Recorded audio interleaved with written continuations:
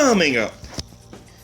Project Restart. 3 options have been put forward, but which one would you vote for? We discuss. We catch up with North Wales Crusaders head coach Anthony Murray and CEO Andy Mosdale as we discuss all things North Wales Crusaders. The Super League players have been together and they have discussed the salary cap and showed unity, as they want to say, in the game.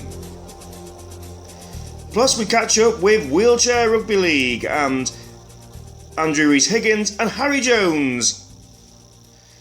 And Live Rugby League returned in Australia and the NRL we discuss. And from the NRL to the WRL, we have an interview with CEO Gareth Gear, talking all things Welsh Rugby League. And Warrington Wolves have captured an imagination of Warrington fans as they announced that Greg Inglis is on his way in 2021. Also, we speak to Ben Stelmazek, the North Wales Origin captain, on his time with the club. And we have a news round up of all things rugby league in the company of Craig Fisher, Matty Drinkwater and Ben Stelmazek.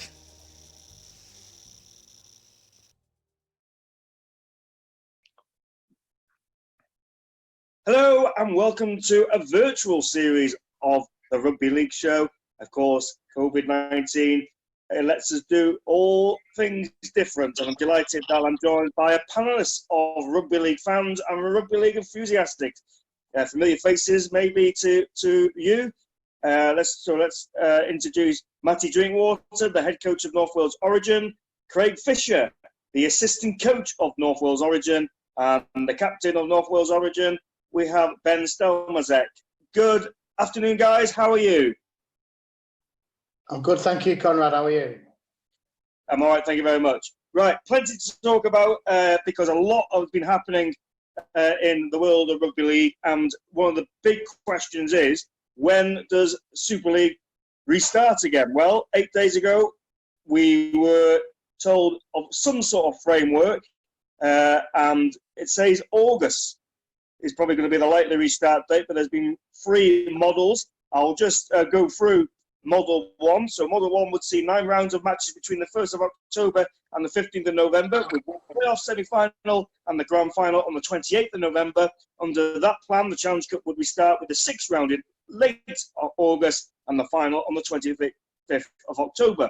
Model 2 would have 11 rounds after the 1st of October, with a grand final on the 12th of December and the Challenge Cup final on the 8th of November. Both Model 1 and 2 would involve 5 rounds of midweek matches as well as weekend matches. And Model 3 is the most ambitious, with the 15 rounds of games played with from the 1st of October, accumulating in a grand final in mid-January 2021, and the Challenge Cup final on the 28th of November. There would be 4 midweek round of fixtures. So let's have an open discussion, guys. Which model would you prefer as fans of, and obviously a coach involved with Wakefield, Craig, and Ben, you've been a fan as well of Warrington. Which model would you prefer, or what do you think will happen? I'd let Craig take the first bit on this. Personally, I mean, I'm still in the dark about quite a lot of stuff that's going on with regards to Super League. I've got a meeting on Monday with the executive of our club to find out where we go moving forward. What from a personal standpoint, I think possibly Model 2 would probably be the most favourable one. I think we need to play the season out. I think we need to define who the champions are. I think we need to have cup winners. I think it shouldn't just be pushed to one side. I do think we need a definitive grand final. I think we do need a definitive Challenge Cup final, but pack it into the year. And I think if it spreads over into 2021, it kind of causes a bit of a knock-on effect going forward. Yeah, let's talk about that. 2021 obviously is the World Cup. So you would imagine that the season would stop in January. It will restart at the end of March. Everyone play each other twice. They'll get rid of the loop fixtures, which normally happens. and then it'll be a straight sort of back for Old Trafford, and then be a month off or so, and then get prepared for the World Cup. So Model 3, I think, is a bit too ambitious, Matt. To be fair to you, Conrad, I've been a fan since it came out last week of the Model 1. I think with everything that's gone on with coronavirus and everything, I think we should just accept and embrace anything we can get from this year. So I'm a fan of the shorter season to finish at the end of November, because once the season finishes, 28th of November, that's pretty much what your players who have played international series at the end of the season are finishing on anyway. And then that won't affect the beginning of next season, and next season can just be whatever it was going to be. To me, it's damage limitation. We can get what we get out of this year and then limit the damage to next year, and anything from this year is a bonus. Model 1 and Model 2 would fit in the contract, because that's going to be another problem, isn't it? Contracts run from November to November. If Model 3 is voted for, then what happened to someone like Thompson from St Helens? He's going to the Bulldogs next year. He'd be out of contract, wouldn't he? So there has to be some talk about that. But why they're saying October, the 1st of October, is because they're saying on current government models, obviously everything is conditional at the minute, saying that fans are likely to be allowed in Stadia from the 1st of October. And it's been well documented that Rugby League needs financial support, and the fans bring that, don't they, into the game.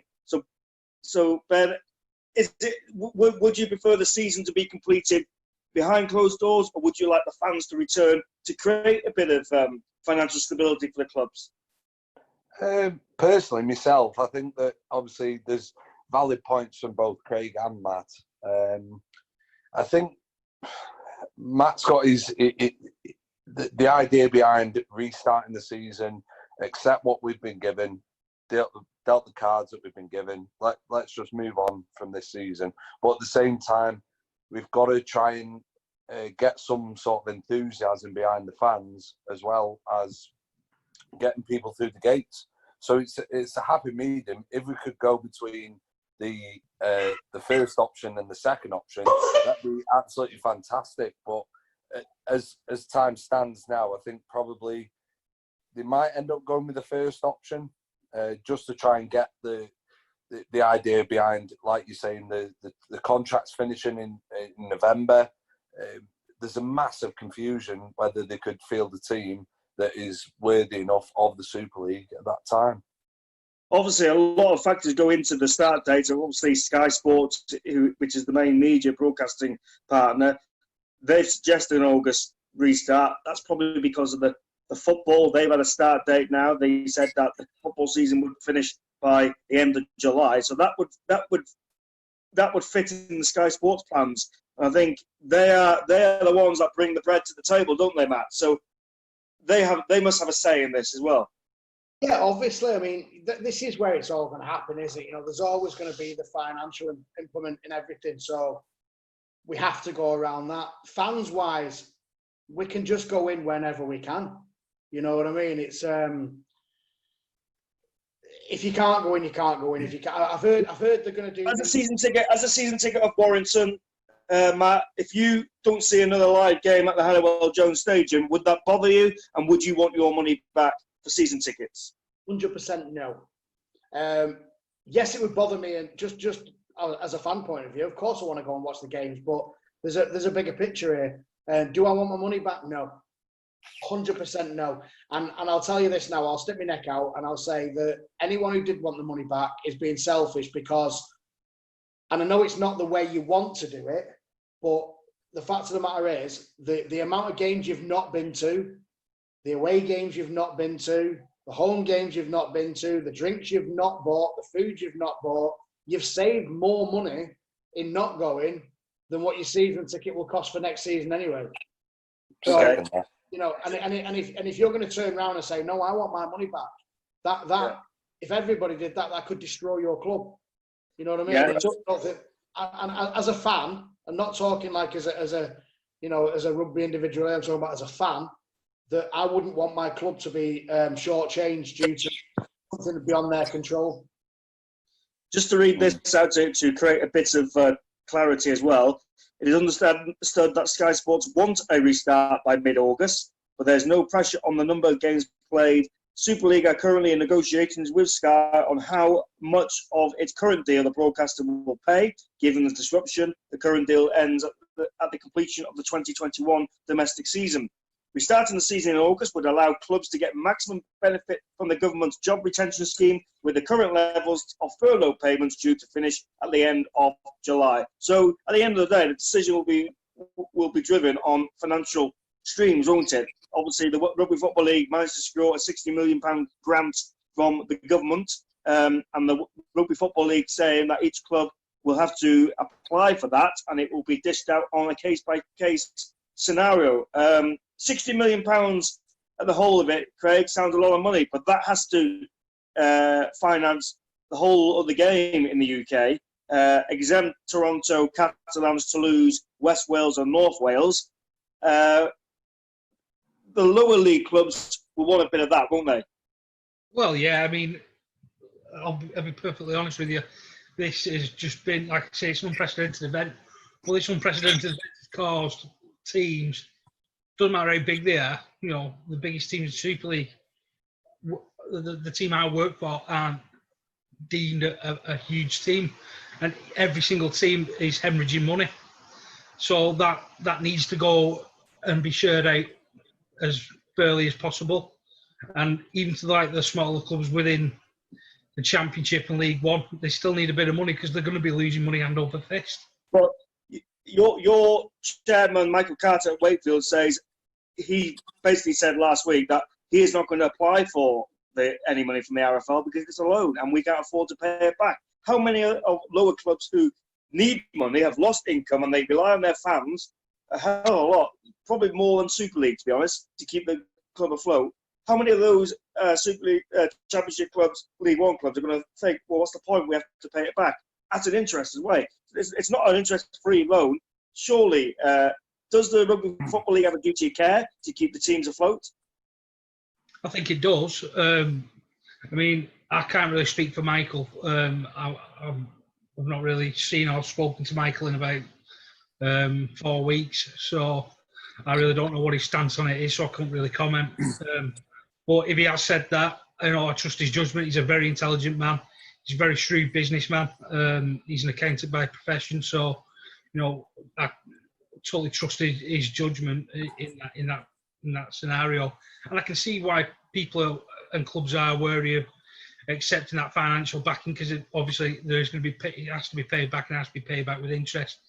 I think we need stronger revenue streams coming into clubs, sponsorship backings, TV. We need to secure some sort of concrete TV deal. I think BT's been suggested after 2021, so it'd just be interesting to see what the knock-on effects are going to be once we get out of this COVID-19 situation.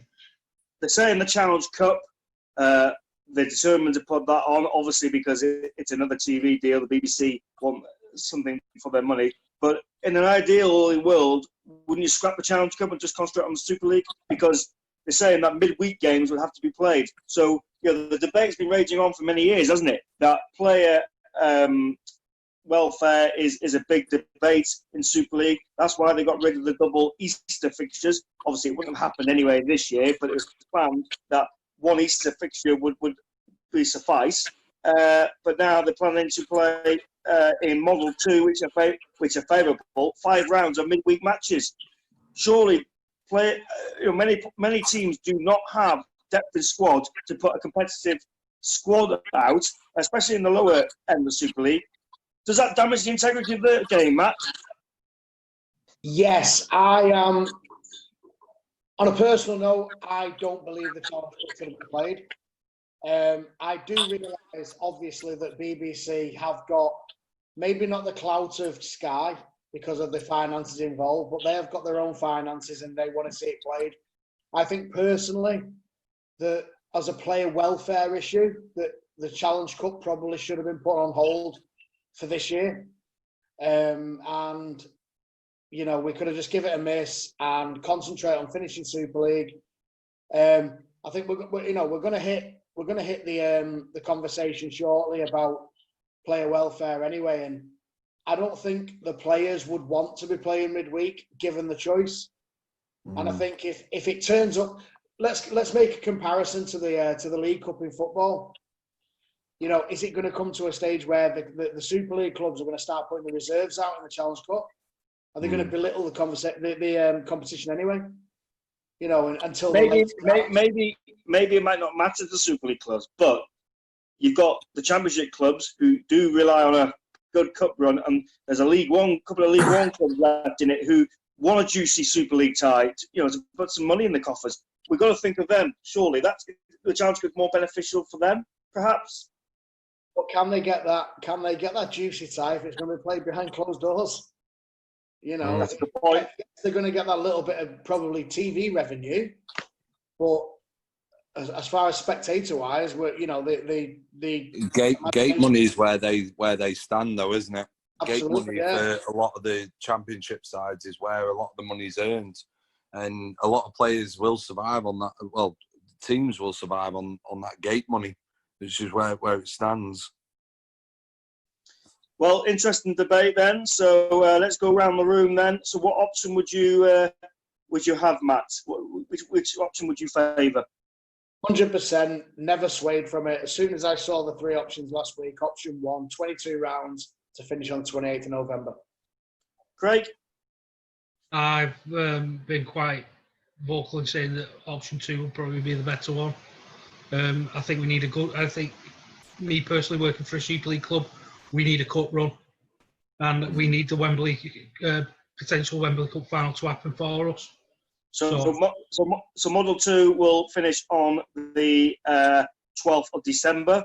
The Challenge Cup final on the 8th of November. It would have 11 rounds after the 1st of October in anticipation that fans would be allowed into the ground. So, yeah, Model 2. Stelzy, which model would suit you? Probably I'd go with Matt on this one, only because I think a lot of the players will need that separation between one season and another. That downtime is invaluable to a lot of players, spending time with the family and stuff like that. I know obviously spending a lot of time with the family over COVID-19, but going from season to season where you used to be in spending time with the family during them times, it'll all be gone. And also it would sort out the contracts, wouldn't it, issue? Obviously, it runs to the 31st of November. The season would finish on the 28th of November. So, a bit of flexibility there as well, a bit of headroom for manoeuvre. Yeah. So there we are. That is the first part of this show over and done with. Remember, you at home can join in the debate at RL Callum. And now we're going to talk to the head coach of North Wales Crusaders, Anthony Murray, and their CEO, Andy Mosedale.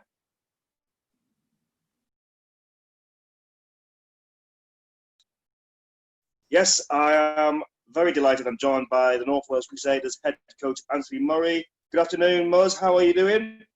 I'm all right, Conrad. Are you? Yeah, not bad. How's lockdown for you? How are you coping in this sunshine? Well, topping up my tan, as you can tell. So, everyone's in the same boat, aren't they, Muzz? Yeah, all good, mate. There's been no action since sort of March. How are you dealing with that? How are you planning? I suppose it's a nightmare for you. Yeah, it is really. I was probably, myself and Andy were very optimistic this year. Crusaders sort of reaching, that sort of breaking that top 6 with, the squad we put together. Quite exciting with 10 sort of new faces within the squad. Started our pre-season fixtures quite well. Started the season really well. I was quite optimistic and very excited of what the season probably had in store for us. But, unfortunately, it's kicked off and, just got to deal with it like everybody else, really. Absolutely, but obviously at the same time, you've got to keep the players fit and ready to go, because when the green light does happen, or if it does happen, you're not going to have very long to prepare. So what are you doing? What plans have you got in place for players to continue their training during lockdown? Well, what we've been doing, we do a Zoom session every Thursday. Rob Massam has some strength and conditioning programs set. We've been doing that every Thursday. All the lads log on, and we get through the session that Rob puts on there. And starting from this week, the lads on Tuesdays will be doing using the Strava Run app. So every Tuesday, the lads will have something sent to them, and they'll be doing some sort of conditioning on a Tuesday, like running, and then they'll send that in on the link to sort of see what they've done and where they're up to. Thursdays we'll meet on the Zoom again to do our Zoom sessions, and sort of moving forward, we're probably we can only follow all the government guidelines, can't we? Really, like everybody, and as sort of from June, we'll sort of concentrate on doing the Strava Run on a Tuesday, and then doing the Zoom sessions on a Thursday. As we head into July, obviously again sort of within the government guidelines, you are allowed to sort of come into contact with 6 people now, aren't you? But still maintaining sort of social distancing. So there's some things that we need to sort of discuss, obviously with Club Doctor, sort of with Andy, and probably the majority of the players. We do have 4 coaches, myself, Alan, Simon, and Rob, and something moving forward, possibly in July, we could sort of maybe look at working in what the government have called bubbles. But again, I'd be probably using a public space. So there's a lot to take into account, really. If we can sort of keep groups of 6 together with 1 coach in different locations, then maintaining social distancing, making sure the players have got the correct PPE. There's some things we might be able to do moving into July where we can sort of keep the team together, but in small groups with 1 specific coach. We've got to make sure the guidelines are met. Got to make sure the players are safe, staff are safe, the players have got the correct PPE. There's lots to sort of engage with yet. But as for June, we'll concentrate on sort of maintaining our social distance in terms of everybody training on their own. Moving into July, we'll follow government guidelines, and if we can, sort of get lads back together in smaller groups with 1 specific coach in different locations. That may be something we can sort of look at moving forward to keep the team together. Yeah, just to clarify, those government guidelines are for England only, not Wales. Different in Wales, people watching that. But obviously, if some form of season does go ahead, what are you expecting? Are you expecting it's going to be a shorter program, surely, to fit it in? Yeah, I don't know what to expect, really. I know the NRL have started behind sort of closed doors, haven't they? But again, they've got the means and the funding to sort of test players regularly. We are sort of all training together. There's talk about Super League maybe starting behind closed doors, not 100% certain. There's been no green light on that.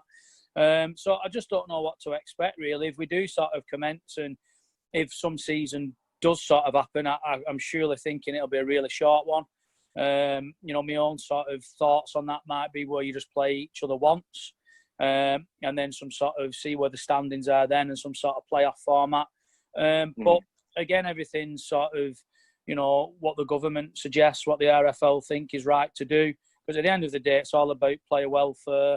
It's all about staff welfare, and keeping everybody safe, really. Yeah. Obviously, you are hopeful that a season will happen, but I'm playing devil advocate here. If there isn't a season that's to be had because of the circumstances, or I believe League One and Championship are put into groups, and they're going to decide the best way forward. And if there isn't any play, what would you? I know it's ifs and buts. Would you be keeping the backbone of the squad? What you thinking about that? Obviously, you've thought about it, surely. Yeah, of course. Again, we'll just have to see what the RFL come back to us. But my own thoughts are, like I've just sort of touched on a little bit, on our sort of recovery plan, which is obviously keeping training on our own up until July, seeing what the guidelines are by the government moving into July. If they're still the same, where you're only sort of in small groups, then hopefully through July we can keep in small groups. Moving into August, if they're relaxed even more, where we can get larger groups together, then we can try and keep the team together and do some form of training. Again, sort of following all the government guidelines in terms of what we can do and what we can't do. So again, it's just sort of you're taking each day as it comes, aren't you? And every week you're waiting for the sort of news flash from the government to sort of what's relaxed, what's not relaxed. So I'd just be guessing, Conrad. My thoughts at the moment is trying to sort of get some normality around sort of some form of regular training. Be it they're on their own at the moment. July move, can we sort of get together in small groups?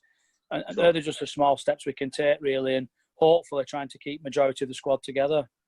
Yeah, obviously this is a very tough time mentally. Obviously, mental health is a big stigma anyway. How are the lads coping? Obviously in their own environments, they can't make any contact with anyone apart from their loved ones.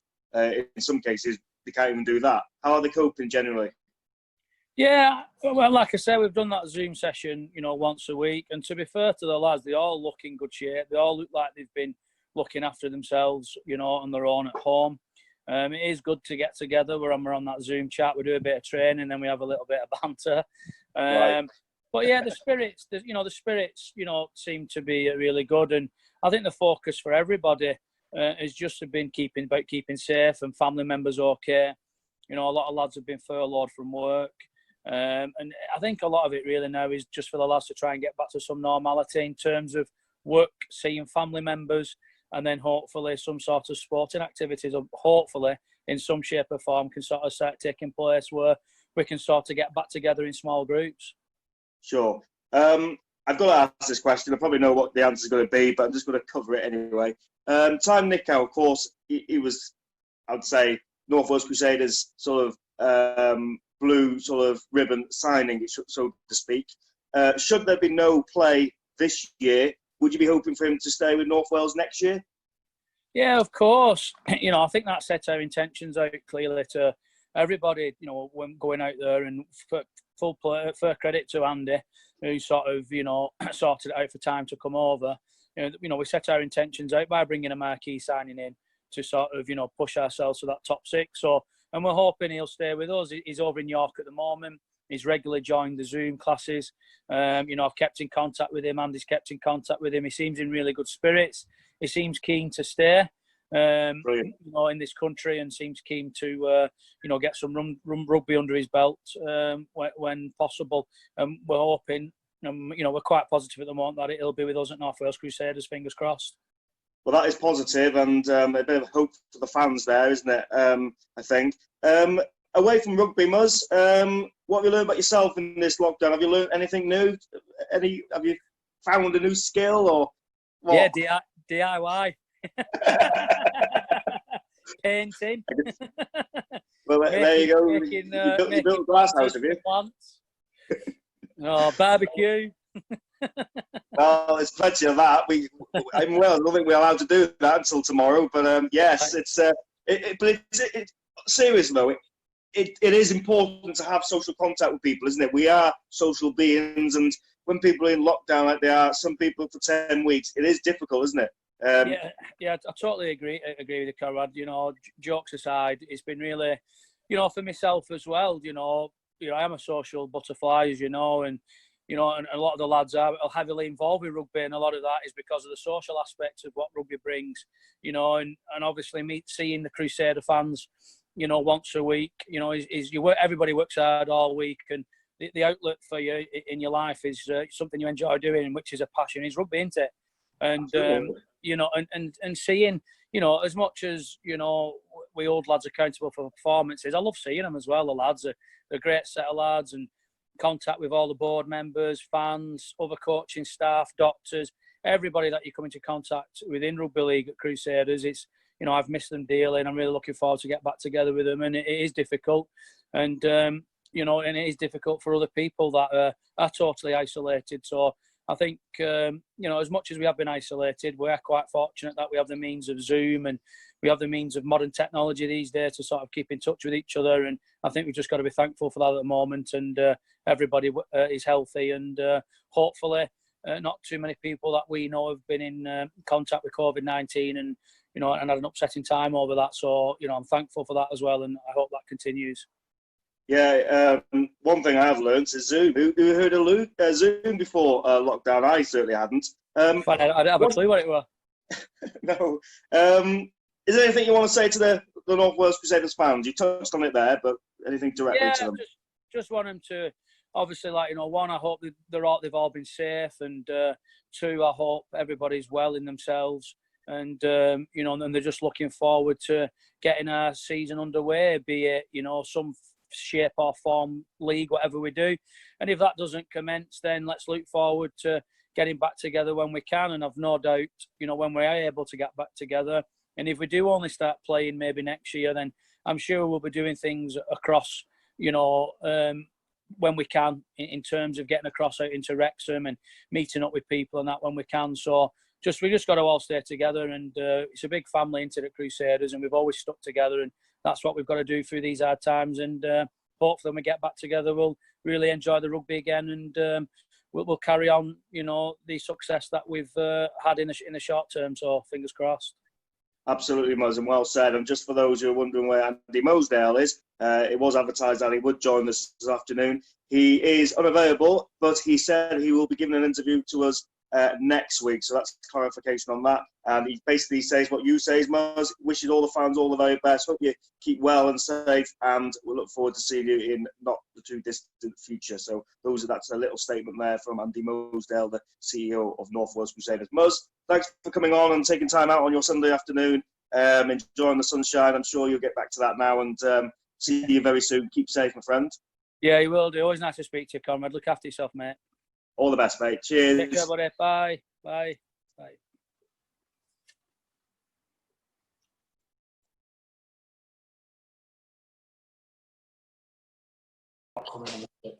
Please. Welcome back to the Rugby League show. Yes, it's a virtual Rugby League show, and thanks to Anthony Murray and Andy Mosedale for taking part in the interview. Let's hope that North Wales Crusaders take the field at some point in this year. Obviously, safety first and all that. Right, back to our panelists, and one of the big burning subjects this week was because Super League players last week launched a campaign to have a bigger say in the sport's key issues, starting with the proposals to lower next year's salary cap. The GMB union, which now has around 80% of the competition's players as members, has formed a committee made up of senior players from each Super League squad. They want more of a say of running of the sport, with proposals to bring next season's salary cap from £2.1 million to £1.8 million, top of the list. And we're going to go straight to Matt, because you've got contact with a Super League player. What is the story behind this? I think the information I got given last night, I did promise him I wouldn't expose who I've spoken to. I think what the problem is, they want a voice. The Super League players believe they haven't got a voice at the moment. That's the whole reasoning behind the blank messages that they're doing on social media and that, where they're doing, it's just a blank screen. They don't feel like they're heard. You know, I think a lot of the stuff that's going on at the moment is going on behind their backs. And, Ben, it's quite important for players to have a say in their sport, isn't it? Surely.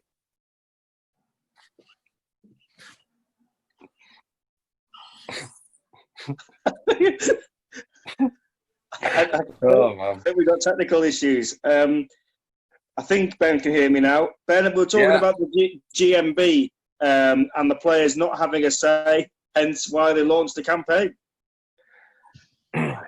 Well, I think that, like anything though, if you've got like a workforce of any kind, if you haven't got a voice putting yourself forward, then like, where do you stand? I know that amongst my workforce at work, we've got one person that we go to, and we talk about these things, and we put our views forward to our superiors, and then that gets taken into consideration, and then the right matters get put in place. Yeah, what's your view on it, Craig? I think it's a good thing. I think the players do need to be heard. I think every player, you know, the short careers at the end of the day, and they need to know for their own security what's going on. And if they're not pleased with something, then they need to speak to someone about it. So I think an appointed representative for each team is a good idea. Whether to lower the salary cap or not, I don't know if that's a good idea or not. I think the salary cap, you know, by its very nature, when it first started, I thought it was a good idea. It really did level the playing field out quite a lot. But essentially, Craig, players would be taking pay cuts, won't they? They're not going to back that, and that's why players. Oh no. I agree. I agree with a salary cap. To lower it, I don't agree with. Right.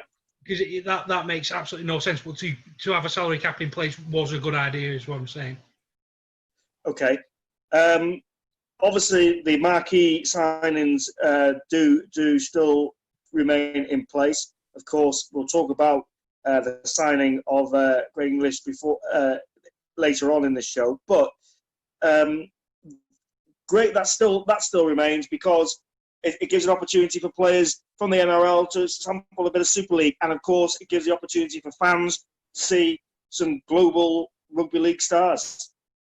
Craig, I think it's fantastic. I think the concept of having marquee players in place is a good thing again.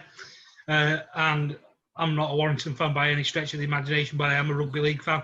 And I think the introduction of Greg Inglis into Super League for next year is going to be absolutely massive. Bigger than Sonny Bill Williams, absolutely. Well, we'll talk about that signing later on in the show, so I don't want to say too much about that now.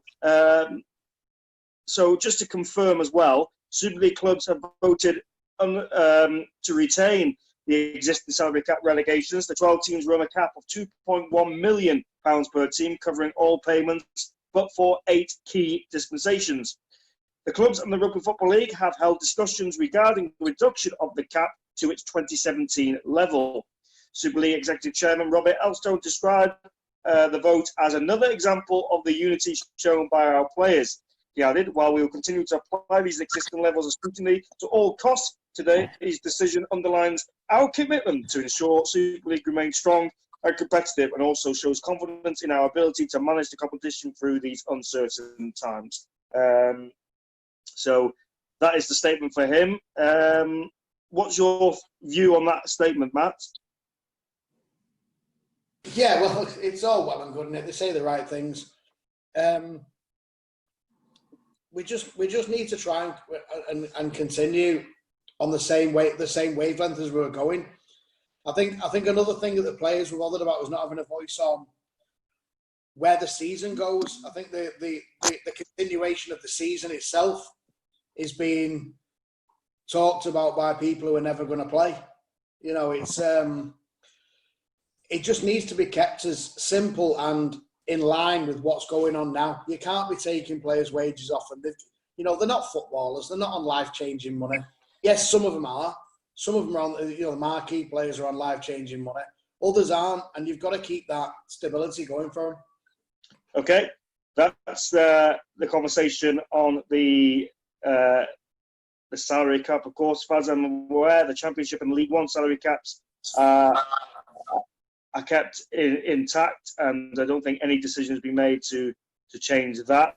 Of course, we'd like to hear from you at RL Callum, and we will debate your points in our next show. But now, time to go from the able-bodied game to the wheelchair game. I'm delighted that I spoke to Harry Jones and Andrew Higgins. This is what they have to say.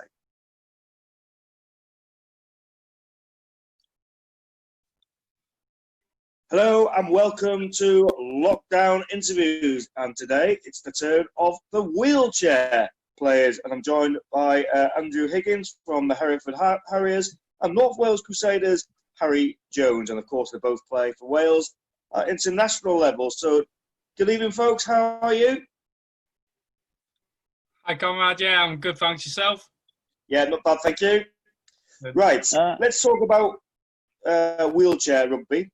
And this game has gone from strength to strength, and I've said in other interviews with Gareth Keir the other day, it is the most inclusive sport there is, I think. Just explain, Harry, why it's the most inclusive sport?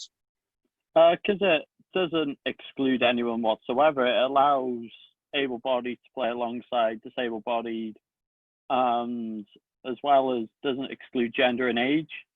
You can play at development level for your first team from the age of 10.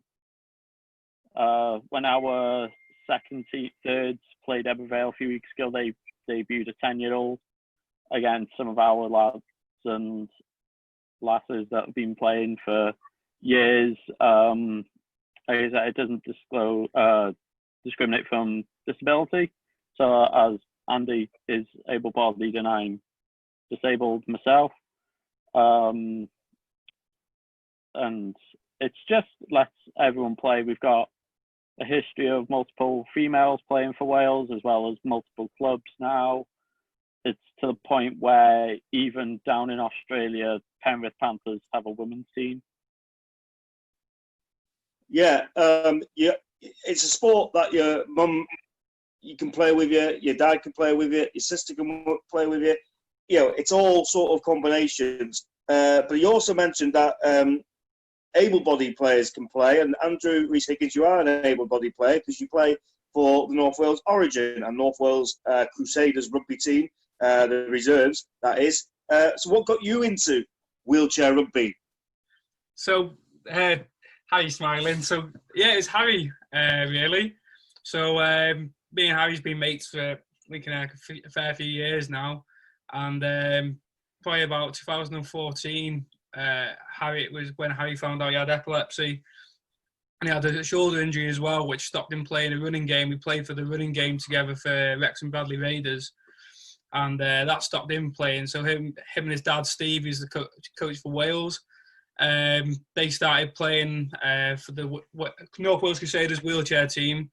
And then after a couple of things went on with Wrexham Bradley Raiders, with me being too young to play for one of the age groups, and no age group being around here for me, Harry said, why don't you come down and have a go at the wheelchair with us? Because me and Harry was coaching together at Wrexham Bradley Raiders at the same time as after we played. So I was like, yeah, I'll come down and try it. A bit optimistic about it for the first time. Harry'd been playing for about 12 months at the time. And yeah, so him and his dad dragged me down to a training session, and I never looked back since. Yeah, absolutely. And do you get that same buzz you get on playing the able-bodied version than in a wheelchair, Higgs? Yeah, 100%. Like, as Harry agrees with me, you go from smashing into someone with your shoulders just to smashing into somebody in a piece of steel, and that still of hitting somebody, making that contact, it's still the same as if you get in a chair to just hit him with your body. You still get that weird sensation of just that you're tackling someone. Now, satisfaction. Go on, Harry. Sorry. You get that satisfaction of being able to make the contact. Absolutely. Now, every time I dip in and see what you're getting up to, there's always something new that happens, Harry. And you know, yourself and your father are very good at innovating, very good at branding things. And you know, last time I spoke to you, you had one Super League team, but now you have a championship team. So that means to me that the demand of wheelchair rugby league in North Wales is at its height, and obviously you need to create more teams to make sure that everyone plays. What a remarkable story that is. Oh yeah, it's growing massive in the region, as well as just outside the region, so the Cheshire area. So we at the moment have a Super League team as well as 2 championship. We've got a squad of around 40 players. And it's to the point where we're having to form more and more teams to get them all equal game time. Brilliant. Absolutely brilliant. Superb, that. That is a remarkable story. And, of course, you know, I've said a lot lately in interviews I do that mental health is a big thing. And someone that's been discriminated against because of their disability, I suppose this is a chink of light, isn't it, for them, that they can anticipate, they can participate equally the same as everyone else in a team sport, something that is relatively new to them, perhaps, Harry. Yeah, it does. You see Gary Taylor that plays for Wales with me and Andy's played with him for Crusaders as well. He's amputee, and he wasn't able to play any sports or take part in any sports after his injury, and then being able to introduce him to our sport as a whole has given him the ability to see other people with similar disabilities and to show that there is sport out there for those that feel like they're physically or even medically unable to participate in a mainstream sport. Yeah, absolutely. And, well, wheelchair rugby league is becoming a mainstream sport because, why I say that is because it's been equally treated as the women's game in the World Cup and also the men's running game. It's the same time. It's the same sort of time where all three sports are played under one umbrella. And most importantly, Harry and Higgs, it's you get equal pay. So you'll get equal pay to Sonny Bill Williams that plays for New Zealand, and to someone that for example, George Williams that plays for England. And Regan Grace for Wales. So you get paid equally, and that is a big step in equality, and also it gives recognition of what wheelchair rugby league, how fierce this sport is. Yeah, it's a major milestone, mainly in the British side of it. Like there's at the moment people do get paid in like France to play at club level, but to be able to now go to that big step and to introduce pay in the British game and like at the international level is a major stepping stone, which only, as you said, only shows how well the games come along and like the publicity for the games come along since, like, especially we started in 2014. The game's just gone from strength to strength. So to be able to now add funding to and being paid to the players like ourselves, it's just a massive step. With these teams you've created, Harry, obviously it gives you more scope of Welsh international selection, doesn't it? I suppose. Yeah. Maybe not. I don't know how it works. I'm going to ask you that now. But of course, there's another team that's joined the wheelchair family, and that is Edward Vale. Okay, they're in their infancy, but they're going to be Welsh lads in that, and there'll be another team that you and your father can look at when picking the team for Wales. Yeah, it's good to show that the game isn't just growing in the North Wales area. It's good to show that it's getting recognition across Wales as a whole, because as I'm saying that, there's also Bridgend are looking at setting up a team by their running squad. So it shows that there's a high demand for it across the nation, and that it gives tougher questions for the international coaches when they're thinking, let's try these new players. Let's have a look at what these other teams have to offer, rather than you're looking at how it's been selected in the past or how other countries select their teams. It's just from one or two individual clubs. Yeah.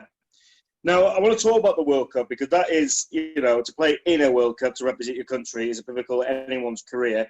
Now, for it to be the draw be announced by the Duke of Sussex, and the draws be made equally in the same sort of time when the men and women's are playing, and you're playing in some iconic venues as well, the Copper Box Arena. There's all sorts. How do you fancy yourself in that draw? I can't remember it. Yeah, we've got France, USA, and Scotland in our group. That's right. That's it, yeah.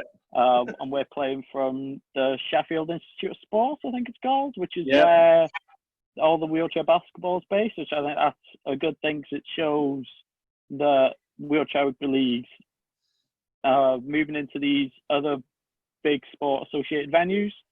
Like you said, the Copper Box in London, that's where the GB Murderball team play out of. So it proves that they're getting into that market as well by getting the team into playing there. But I feel like as a group, we've got a good. I'd like to say we've got a good chance.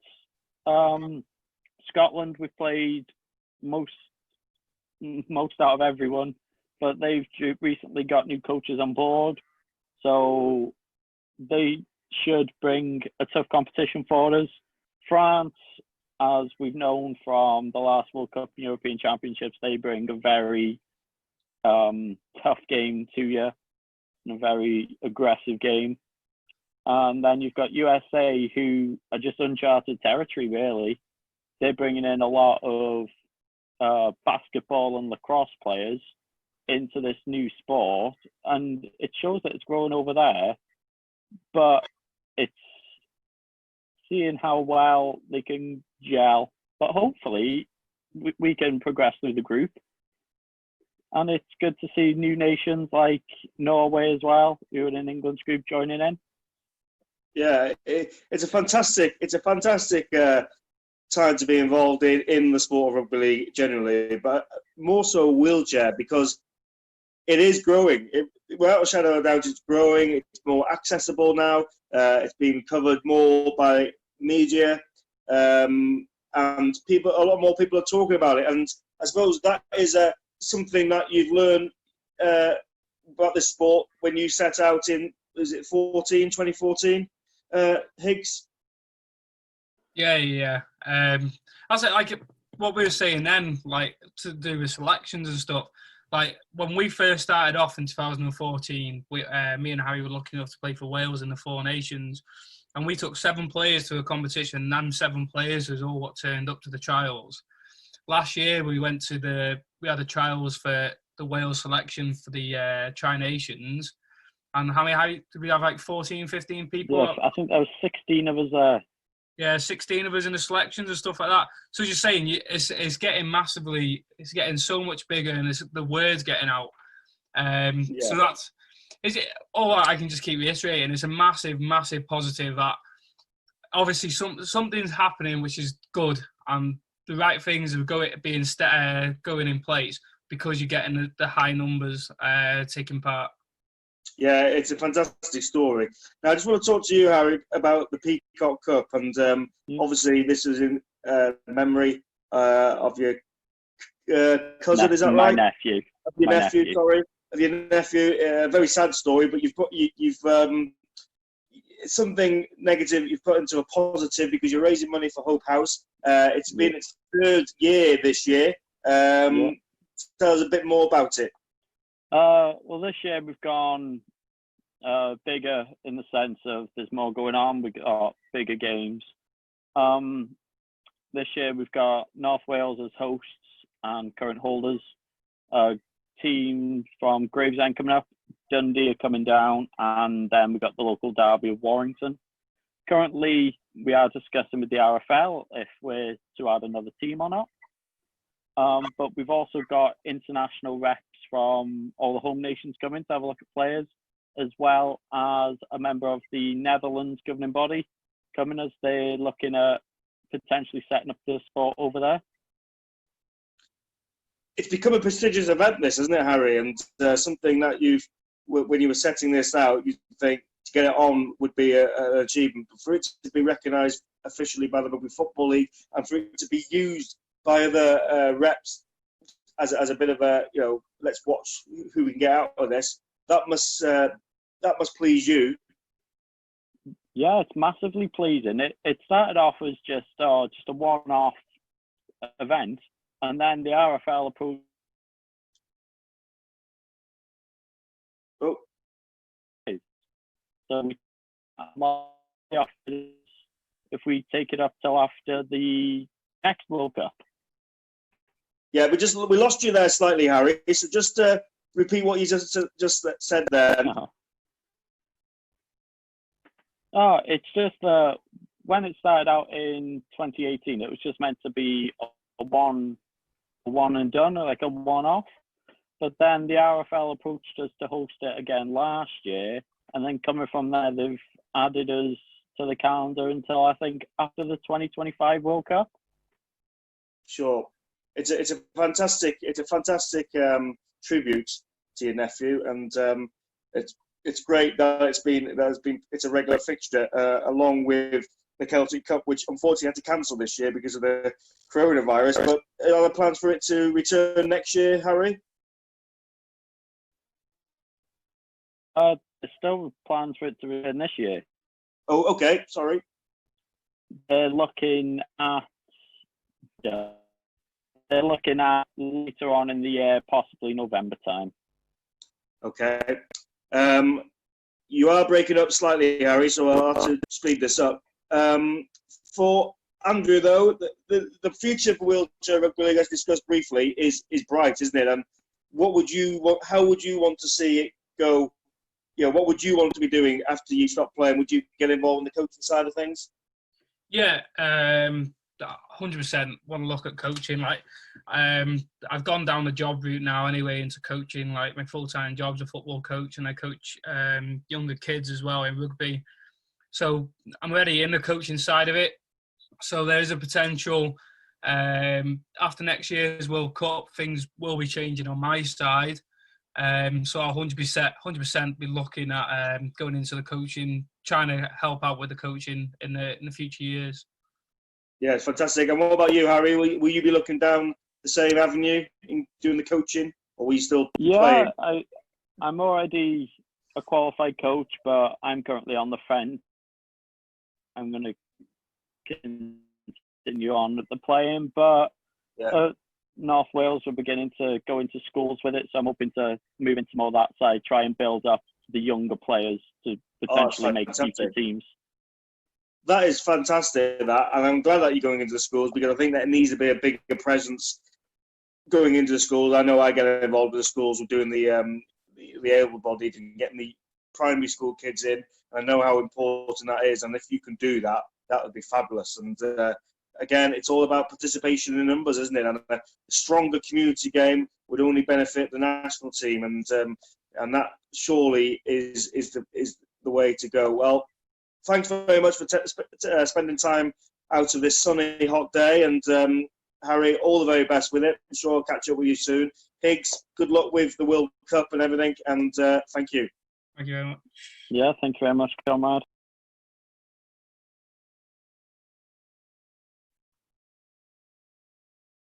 Hello and welcome to Lockdown Interviews. And I'm delighted this evening I'm joined by a very special guest. It is the WRL CEO, Gareth Keir. Good evening, Gareth. How are we?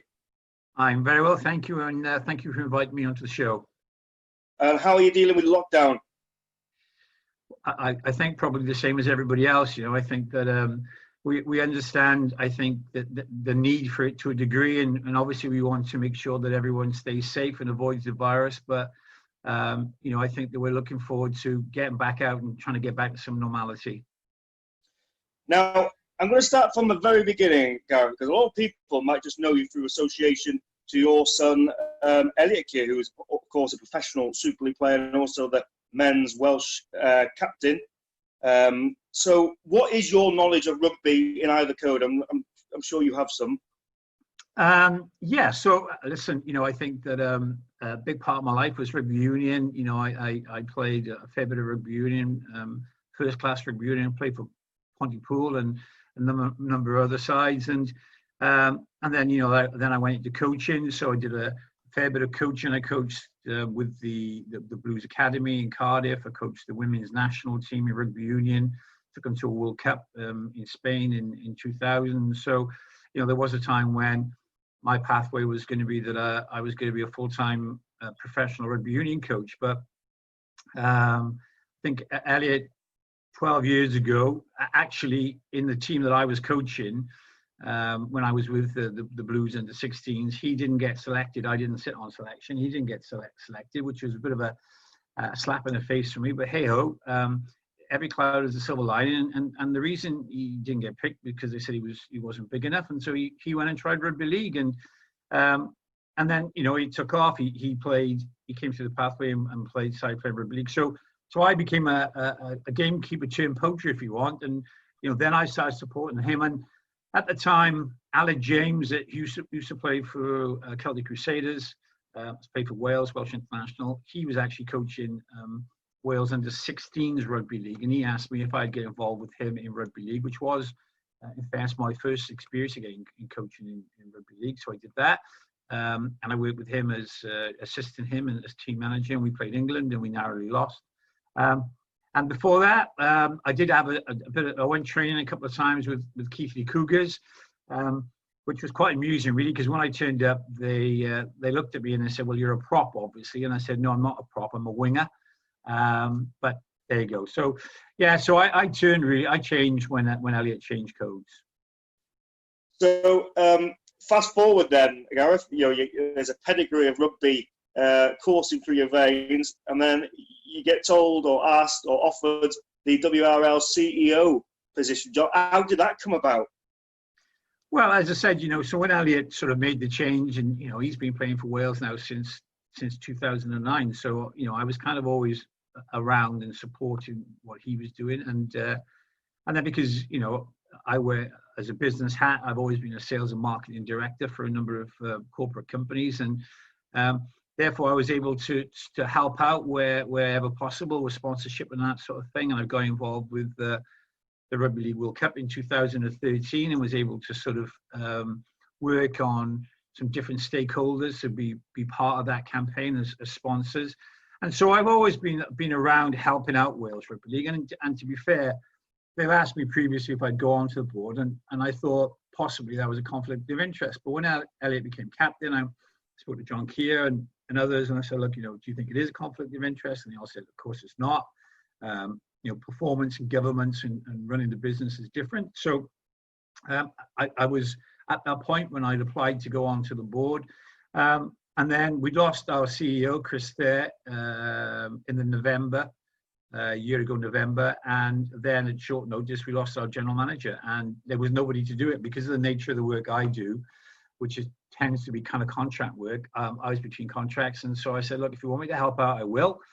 And I did. And of course, I loved it. But then we had to go through the interview process. So working with Sport Wales and the Welsh Sports Association, had to go through the interview process with a number of other candidates. And I was fortunate to get the job and get appointed in October of last year. Yeah, it seemed like a natural fit, Gareth, because of your sort of dipping in and out of the Welsh Rugby League structure, prior to the World Cup and that. And was that was qualifying for the Men's World Cup a big factor in your decision in applying for the job this time, for the time when you joined? Yeah, it's always the case, isn't it? I think it's about timing sometimes, and as I said, there was a need, and Wales Rugby League needed some help. I'll be honest, when I got the job, I think most people thought I already worked for Wales Rugby League, but obviously I didn't. So I think it was timing. I was around and I was available, so I was able to help out. So it was always my intention to be on the board and help as part of the board. And then the opportunity came up. And look, what a great time to be involved with Wales Rugby League. We've got the World Cup coming up next year. As you say, our men are qualified and our wheelchair are qualified. And actually, our women are going to be in the Emerging Nations World Cup. So there's no better time to be involved. And look, I'm a proud Welshman and a proud father as well. And it's so good that, that Elliot is captain of Wales. I'm the proudest man ever. It's definitely an exciting time for Welsh Rugby League. And with all the respect to people who've gone before you, you have put Welsh Rugby League on the map, i.e. branding it. It's more open, it's more accessible. You're like hot property, Gareth. If we're going to be honest, people want to speak to you, don't they? And surely that is what you want. People. There's an interest, there's an enthusiasm, there's a new vibrance about Welsh Rugby League now. Yeah, listen. I think as I said to you, for a long, long time, my day job was as a sales and marketing director, and I think that a lesson I learned a long time ago was something that Harley Davidson has said, that you got to have a passion for the product. And so for me, I've always been passionate about sport and, passionate in rugby, both codes, and obviously latterly more rugby league. And so it just comes from that. And I think that, the one thing I've always believed in, as I say, when I was a sales and marketing director, was my door was always open. If people, you've got to make yourself accessible. And I think, listen, I'm no Richard Branson. all I'm trying to do is share a lot of the good work that's gone on, because there's so many good people involved with rugby league in Wales. But of course, there were things that, you know, I felt when I came in that we could probably do better, and you know, and so hopefully I've been able to bring something to that as well. Well, one thing I've noticed from the outset, and obviously I'm in another capacity today, even though I'm wearing a North Wales Origin T-shirt, but diversity is a big factor in what I've seen. Is you've brought everything up to an even footing, haven't you? And I think that's the way forward. Women's sports has grown. I think Welsh Rugby League had to catch up to that, didn't they?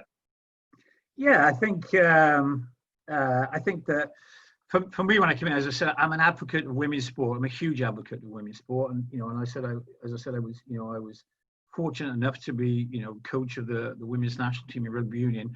20 years ago, when, to be honest, rugby union, women playing rugby union 20 years ago, you know, I had a lot of friends then, and colleagues would just laughed at the notion that the women were playing rugby league, you know. So that was a difficult time then, and again, being honest, I thought that was attractive to me, because I like the underdog and I like trying to fight for good causes. So, and it's the same with, you know, rugby league has always been a very inclusive sport. And I think, you know, to a lesser or greater degree, people have embraced that. And I think that for me, when I came into it, as I say, you know, being an advocate of women's sport, I was very much keen to push that agenda and get some women's teams going, because, and that's taken off fabulously well.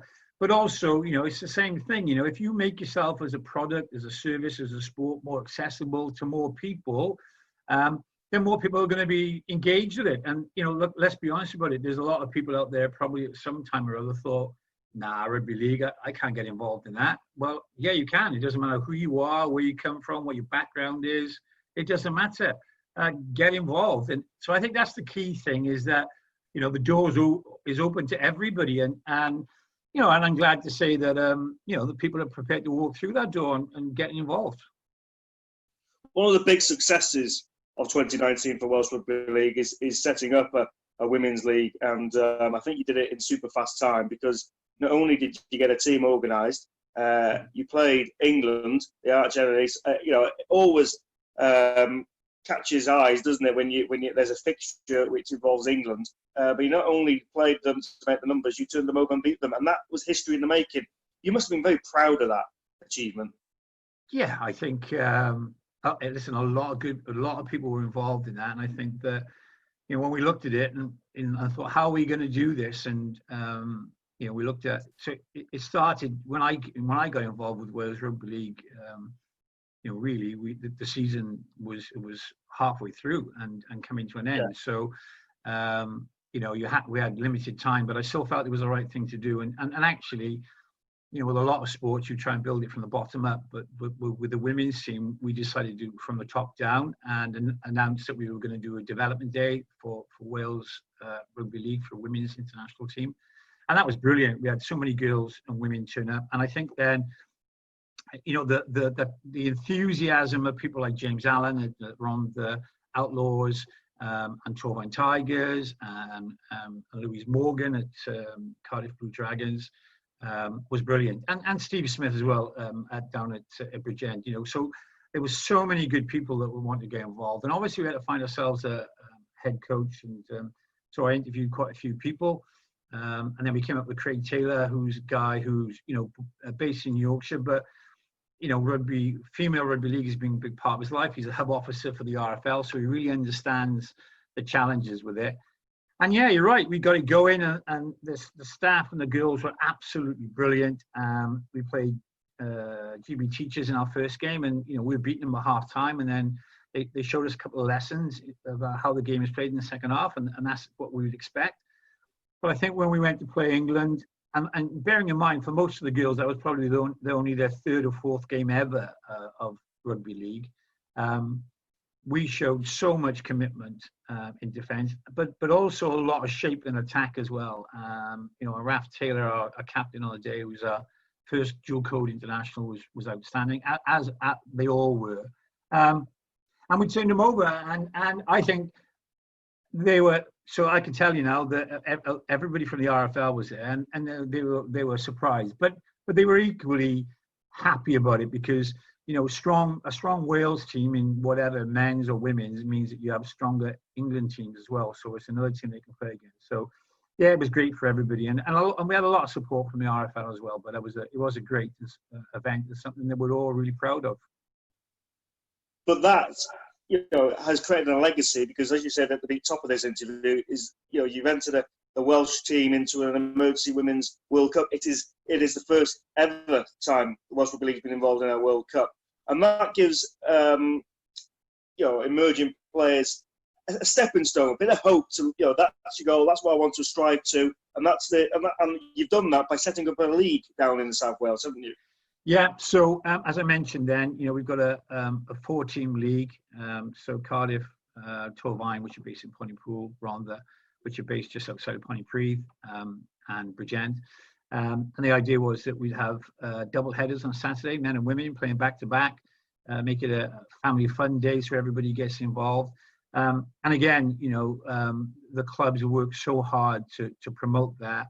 The girls have been brilliant before coronavirus came along. But, you know, there's still our women's international pathway that, you know, they're all still training really hard under direction by the coach. But no, and on top of that, you know, I think, so that's South Wales, but obviously there was a lot of work going into potentially setting up a nines competition in North Wales, working with people like yourself and North Wales Origin and Crusaders to set up, you know, 4 teams up there, because, you know, the one thing I was obvious to me when I came into it that probably North Wales have been a bit unloved in terms of from Wales Rugby League, and, you know, that's not good enough. You know, we're as a governing body for the whole of Wales, and I think that there's a huge amount of potential in North Wales. So, you know, for me, it's really important that we spend time and effort up there to get people involved and have some community coaches so we can develop the game in schools and get, you know, as we say, a nines competition. And of course, you know, with coronavirus, that's like a lot of these plans and projects is unfortunately being put onto the back burner for the time being. But the intent is there and the willingness is there to do that. And, you know, I think that that's the most important thing, because people think now this is a real thing. And so it's not a question of if it's going to happen, it's a question of when it's going to happen. And that's what's going to be with women's rugby and men's rugby in North Wales as well. Absolutely. And of course, in North Wales, there's a strong wheelchair team. Of course, it's been going on for about 4 or 5 years now, or possibly longer. Got a national team, and they've got North Wales Crusaders playing in the Super League and the Championship. What an incredible achievement that is. And obviously, a new team's is started down at Edward Vale, hasn't it? So you must be pleased with that. Yeah. You know, listen, you can't underestimate the amount of work that's gone in from Mark Jones and Steve Jones and others that have supported them.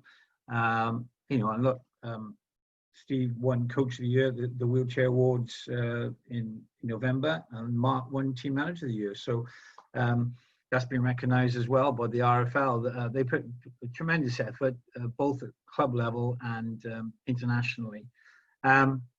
And for me, it's obviously something that we are looking as a governing body to put more effort and money into the wheelchair pathways, as well as the women's pathways, and support them as much as we can. And yeah, so we've got a teams in South Wales as well, and we're looking to build the game more as well. So it's great that we can have, as you mentioned, we've got a team in Edward Vale potentially, and other teams. You know, I know that for a fact that our other community club teams are really interested. So Torfaen and Rhondda, Cardiff and Bridgend, they're also really interested in establishing and running wheelchair teams. So, you know, it's a really vibrant time for us.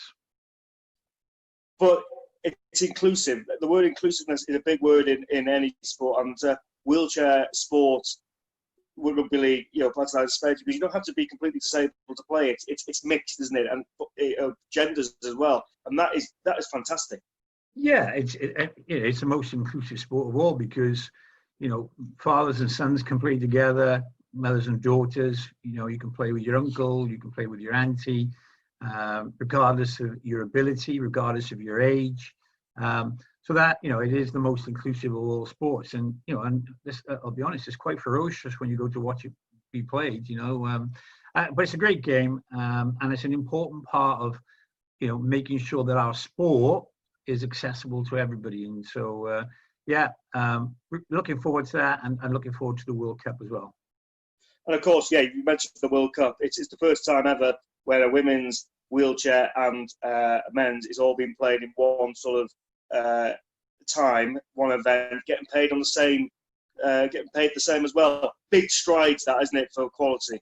Well, I think I talk to a lot of people about this in other sports, and I tell them that obviously we went to the World Nines in Sydney in October last year with the men, and the men and women played at the same time at the same venue, every other game, so it was exactly the same treatment for everybody. But in that event, the men and women got paid the same. And the World Cup next year, it doesn't matter if you're Regan Grace playing for Wales or Sonny Bill Williams playing for New Zealand in the running game, or if you're playing in the women's running game, or you're playing in the wheelchair, you will all get paid the same amount of money to participate. And that is what it's about. That, that is when you talk, that is actually equality. And we're all incredibly proud about that. And I have to say that a lot of sports still don't quite get that. They'll always take a second take on it when I talk to them about that. They will ask and question that, say, well, actually the women get paid the same as the men, and the wheelchair get paid the same. And it is. And I think that John Dutton has done a brilliant job with promoting the World Cup, and all of his team, and Deed Hardman as well. And it's going to be a fantastic global event. And I think, an event that actually, in some ways, puts pressure on other sports, so they got to up their game. If they really believe in equality, then they've got to get out there and make sure that actually they put their deeds into action. Yeah.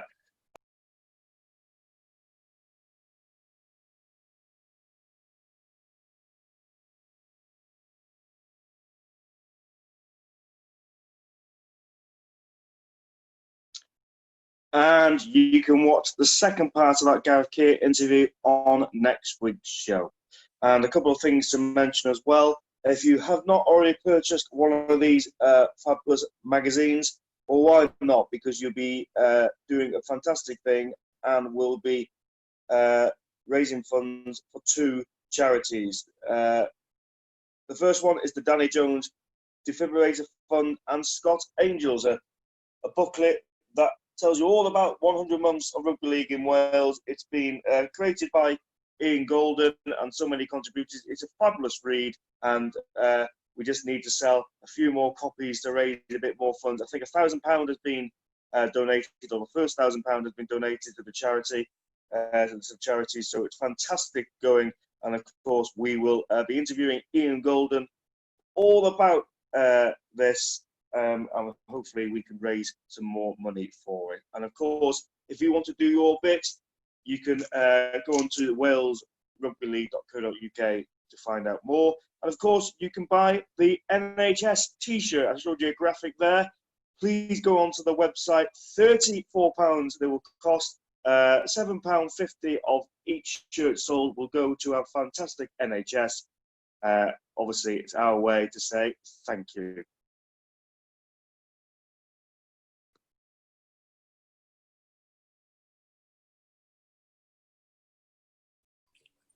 Yes, and the future is definitely bright for Welsh Rugby League.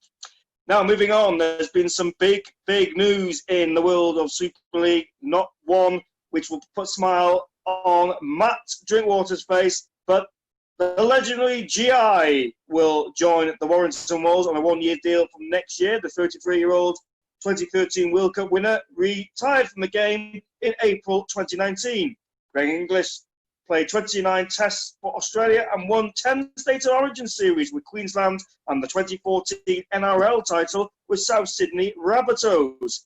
The signing of Inglis, who has also played at fullback and standoff in his Britain career, is subject to him being granted a visa. The chief executive of Carl Fitzpatrick said Inglis is considered to be one of the greatest rugby league players of the modern era, and Steve Price described him as a world-class athlete who had time to refresh both mentally and physically. in the 13 months since he stepped away from the game. Challenge Cup holders Warrington already have several other former NRL players on their books. That includes Gareth Widdop, who joined the Wire this season, and 10 years in Australia. He spent 10 years in Australia with the Melbourne Storm and St George Warrior, and Tonga Liwala Latu also arrived this season from the Gold Coast Titans on a 2-year deal, while former Penrith Panthers, West Tigers and Canberra Raiders standoff Blake Austin was last year's big signing. So, Matt, we'll start with you then. Got a bit of a team building there. It's gonna be great, isn't it? You're going to be a formidable opposition to all those in Super League. Yeah, apparently 2021, it's going to be our year, just like the last one. Mate, it's as a fan, as a Warrington fan, as season ticket holder, this is unbelievable. When we got the news that GI was signing, it spread like wildfire. Everyone's WhatsApps, everyone's Facebooks were going. No one believed it, and then the club came out with it. The club was saying there was going to be an announcement on Wednesday morning, and then all of a sudden Tuesday afternoon, it just came out. It was, they obviously couldn't hold on to it. It was just unbelievable. It's the biggest thing to happen in Super League for a long time. Do you think it's bigger than Andrew Johns joining Warrington on that part-time contract many years ago, and obviously Alan Langer as well? That was big news at the time, I remember. Personally, yeah, I think it's bigger than Andrew Johns simply because everybody knew Andrew Johns was just a short-term deal. Much as he would have been there for the success, it was just a short-term holiday. And this one, I think I personally put it on a par. Me and Fish had a conversation about this last week. I personally put it on a par with Alfie Langer because they're both at the end of their careers. They're both going to offer the same thing. Maybe Alfie Langer's may have been that a little bit bigger because he signed for 2 years. But GI's been saying this week that the 1-year deal is just initial, and maybe it might go further if things work out and all that. He is open to going again. So I think it's on a par with Alfie, really. Yeah, Stelzy, it was well documented why he retired from the game. Pleased that he has sorted himself out mentally. What a coup this is for Warrington. It was a hell of a signing, really. He's been a formidable talent in the NRL for years and years. Someone who I've been watching since the first time I set eyes on the NRL. I initially started out as a South Sydney follower. Lo and behold, I ended up being a Cronulla Sharks fan by the end of it, only because of my big man, Paul Gallen. But he's unbelievable talent. Watching for Queensland, even though he spoke the Blues, he's possibly one of the best players that ever graced the field with State of Origin. And it's someone who can put himself forward at the highest point, at the highest level of his career at 2 positions. Is somebody you've got to watch out for. Yeah, Craig, I'm a Saints fan. You're a Wigan fan. I must admit, you've got to say well done to Warrington. They've managed to capture their signing. You just think, wow, I wish he was in my team. Do you think the same? Absolutely. Who wouldn't want Greg Inglis in the team?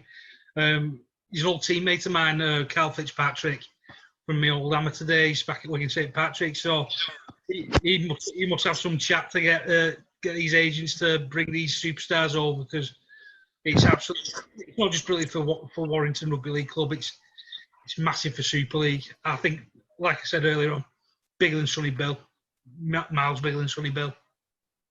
100%. Yeah, everyone was talking about. A lot of eyes will be on Super League this year because of Sonny Bill, and they're saying the same about Greg Inglis. Really, the crowds, the games that also have featured, the crowds haven't really increased, have they? Because they haven't gone out of their way to see Sonny Bill. Will that be different for Warrington? Will there be floating supporters that will be turning up at the Halliwell Jones? Next year, I'm going because I just want to see GI. Matt? I think they will, yeah. I mean, I think with Sonny Bill, there probably has been that, it was definitely the first game of the season when they played Castleford, yeah. Castleford, yeah. There was, I mean, that sold out. Headingley sold out that day. And I think Sonny But Bill. that was a double header, though. That was a double header. Yeah, it was a double header, but I think a lot of people went because of Sonny Bill. You know what I mean? I think that I know personally there was people there who went from Warrington who went to watch Sonny Bill. But I think with Warrington next year, obviously Toronto have got a lower fan base and this, that, and the other. And I think without doubt, Greg Inglis will bring bums on seats. Without doubt. I think it's a master stroke by Warrington. I think Jason Clark has earned himself another year or two on the contract for making it possible.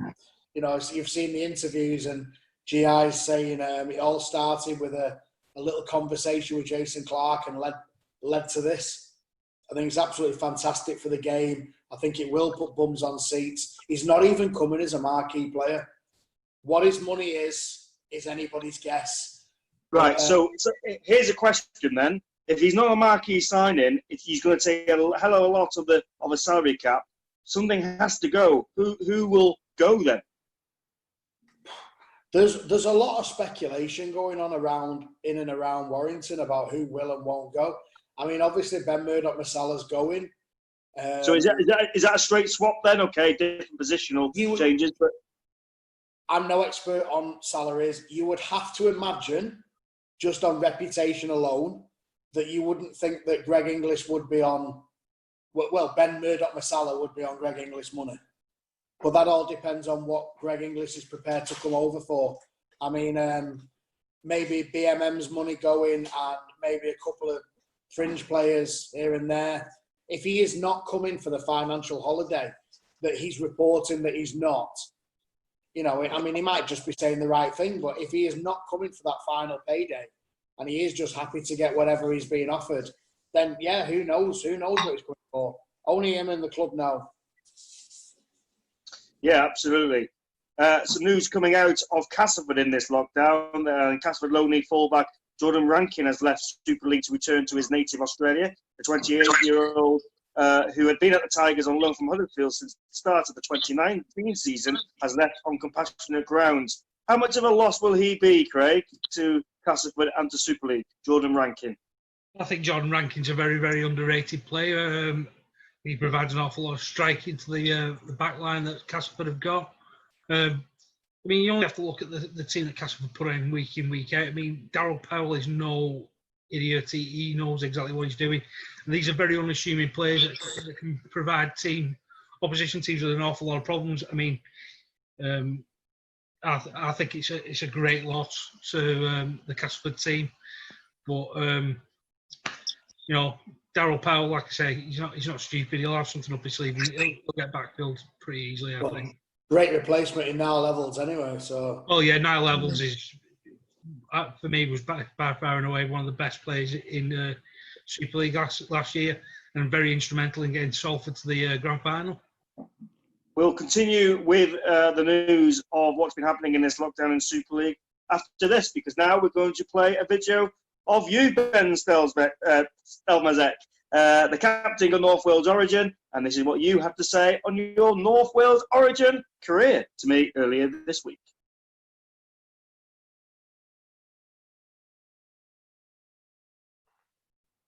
Hello and welcome to the North Wales Origin Facebook page. I'm delighted that we will continue our lockdown interviews with North Wales Origin captain Ben Stelmazek. Good evening. How are you, Ben? Yeah, I'm all right, mate. To you? I'm all right, thank you. How are you finding lockdown? It's been difficult at times. I think right at the start of lockdown, I was put on furlough, but I was only on furlough for 3 weeks. Luckily, I was able to get out the house and back at work now. It's been all right, but I think it's getting a bit like Groundhog Day, to be honest. Going to work, coming home. So. Well, it's difficult, isn't it? It's hard to think what day it is sometimes, but at least you have some sort of normality in your life of going back to work. But I just wanted to sort of ask you, how do you find love for the game of rugby league? Got to be honest, it started in my second year at high school. Mr. Chris Rose, he introduced me as a ringer, to be fair, against another team from another school. And what can I say? The rest is history. Yeah. And of course, you've played rugby league. You the captain of North Wales Origin. Before I ask you about your North Wales Origin career, if you like, what do you make of the concept? I think it's a fantastic pathway to playing representative rugby on the international stage. It's also great seeing all the youngsters coming through the ranks into the setup. A few of them actually turning heads with the international coaches. And it's a great progression from community level onto representative level, if it only be for North Wales, and sometimes progressing onto international. Absolutely.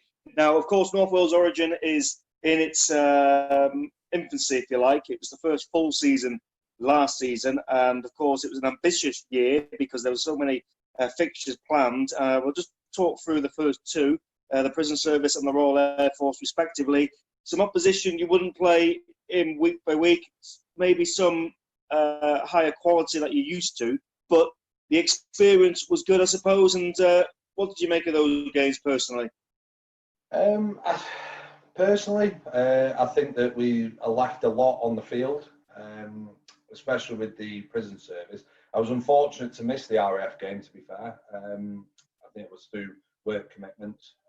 But the Prison Service was a good game, a solid game. I think that we possibly were a bit intimidated by a more physical side. They did actually take the game to us, which a lot of the time, as a young set of lads, a lot of them weren't used to that, and I think possibly the physical side took over for them. Yeah, and obviously those two games you were battle hardened for that tour to Devon. Of course, the first ever tour that North Wales Origin held or went to, and you played for the Graham Hicken Memorial Trophy, which is looking lovely on one of my shelves at home. What did you make of that experience, Stelzy? It was fantastic. I wasn't able to indulge in the, as you say, the never-ending coach trip. Currently I work nationwide, so on the Friday I was actually travelling back from London, and I missed that coach trip. But I came down a bit later on and joined the lads. It was great. Yeah, it was a great. There was a great buzz to the camp as it was going on. It was an experience living in the student halls for one night, and went into a game that did seem a bit one-sided, but the team did give a good fight, a good representation of themselves. Yeah, and I suppose that is the difference between sort of league games and rep teams. Obviously, that to me, that is the pinnacle of going representing your team. You know, you go on these tours and you spend more time with a bloke which you don't really play with that often. I think it was a good exercise all round. Yeah, personally, I do think there was a lot of bonds made between players. I think there was a lot of friendships forged in that weekend. I didn't go on the night out after, but I was told the stories and the bus trip back. But the lads seem to enjoy themselves, and to be fair, they come back a much closer knit set of lads. From my absolutely. Experience. So.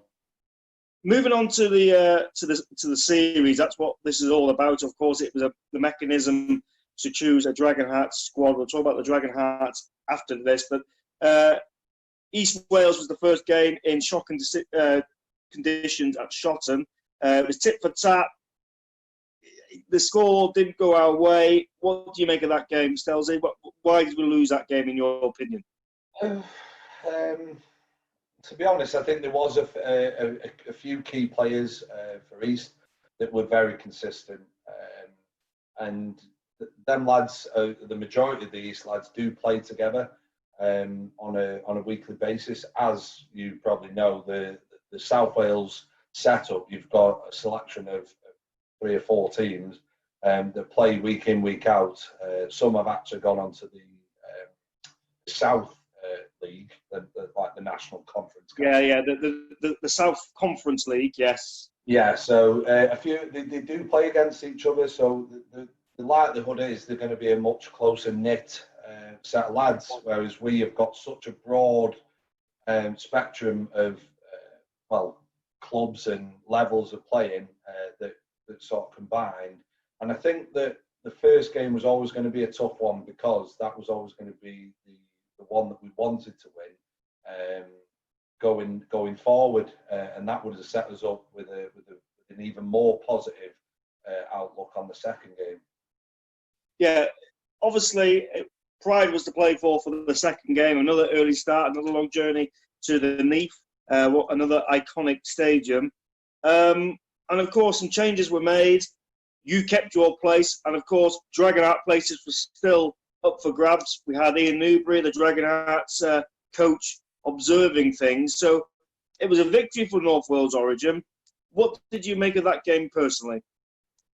Well, by no means was it an easy game. They definitely took it to us early, and we expected it because they were a physical side, which is what we expected. We prepared for this. And I think that, to be fair, their fitness kind of didn't shine through, and they lost it towards the end of the game. Ben Jones and Shane Lee, obviously being the 2 puppeteers for West Wales. The 2 very, very talented blokes. And just on the day, I don't think they could take that team any further forward than that day. So, Stelzy, the Test series is over. Now it was Dragonheart selection, or everything is out of your hands. It's now up to the coaches to pick the team. And fortunately for you, you were selected, and you were touring with the Dragonhearts. Again, I think this is your second year, is it, with the Dragonhearts? A formidable personal achievement for you. You must have been proud. Yeah, I've actually been involved for the past 3 years. I went on tour to Serbia and I've done 2 home campaigns, but the one that you won't remember is probably the first year that I did, which was basically a South Wales select team versus a North Wales select team, which was a one-off. There was right. Series. Oh, I do rarely remember that, and that's how North Wales Origin was born from that game, I think. If my memory serves me right. But anyway, you were picked for the Origin series. Of course, you along with Luca, you were playing with Paul Welch, of course, the other representatives from North Wales Origin, and Morgan Nicholas. And of course, the coaches, Matt Drinkwater and Craig Fisher, were the assistants. Did that help you a little bit, with your game, that you had a familiar voice, a familiar face coming into these Dragonheart games? I think that's where a lot of players will come unstuck, is the unfamiliarity of playing with other players. There is always that comfort of playing with players that you do actually know, and there's specific styles of play that you will play in that you can, for example, say if you're taking a ball in and a player will follow you up on that ball because he knows that you might be able to get an arm free to get that offload, and that expansive part of the game is something that is always going to be a strong point when you're playing with familiar faces. But that transition from going from the familiarity of a campaign with someone from North Wales, that transfer into the international is a massive step, but you've got to be versatile enough to push on to that. And I'm proud of the lads who turned up, and for Drinks and Fish for making that transition from being North Wales into Dragonhearts as coaches. Absolutely, and it wasn't a bad campaign for the Dragonhearts, because I think out of 4 games, you won 3 of them. So, the win ratio was pretty high there. Yeah, we're always going to struggle against a strong under-23 side from England. A lot of them coming from heartland clubs, which a lot of lads will see as an experience. The consistency that players are putting forward, the physical mentality, the actual intelligence of the game. A lot of people in Wales will struggle to get hold of that kind of experience, obviously not being playing against teams from the heartland clubs. Yeah, I think Craig alluded it in his interview that, losing like that, you learn more out of a game than winning. So if that's the case, then what did you learn about yourself moving forward from those experiences? I think that, it's hard coming from like a community setup. You're not in a full-time environment, so the likes of things like training and stuff like that, I struggled over the past 12 months. I work away, like I said before, I work in London. I've worked in London. I've worked in Southampton. I've worked nationwide, and that hasn't been a great platform for my training per se going into the last year's Dragonheart series, because I felt quite unfit, to be honest. I was quite surprised for my selection, but these are things that now I'm working on recently as well. With lockdown, I've had a lot of time to myself to do a lot of training, and that has continued even after lockdown. Well, my series of lockdown. Yeah, one thing that comes out of the Dragonhearts is you make friends from other teams, the enemy, if you like. And one particular person you've got close to is Shane Lee, of course, who was on the Dragonhearts tour himself, and also you played against him with North Wales Origin.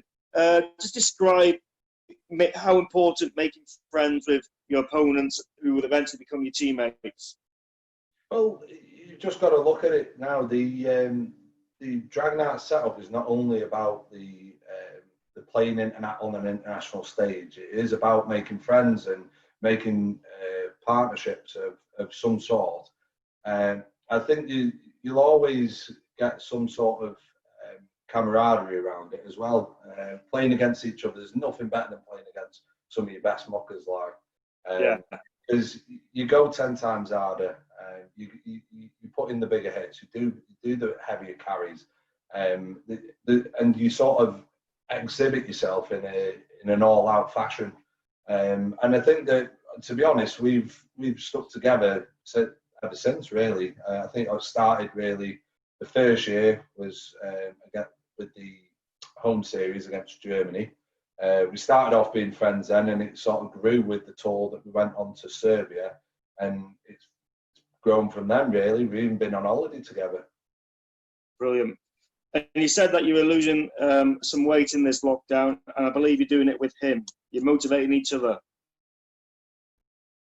Yeah, we're right on each other, speaking to each other daily, keeping up with who's doing what and what kind of training we're doing, even sort of like reading up on things, different training habits, different styles of training, rehabilitation, everything. We sort of like sunk our heads into it and really pushed on. I think we've got, if anything, it's made our bond a lot closer.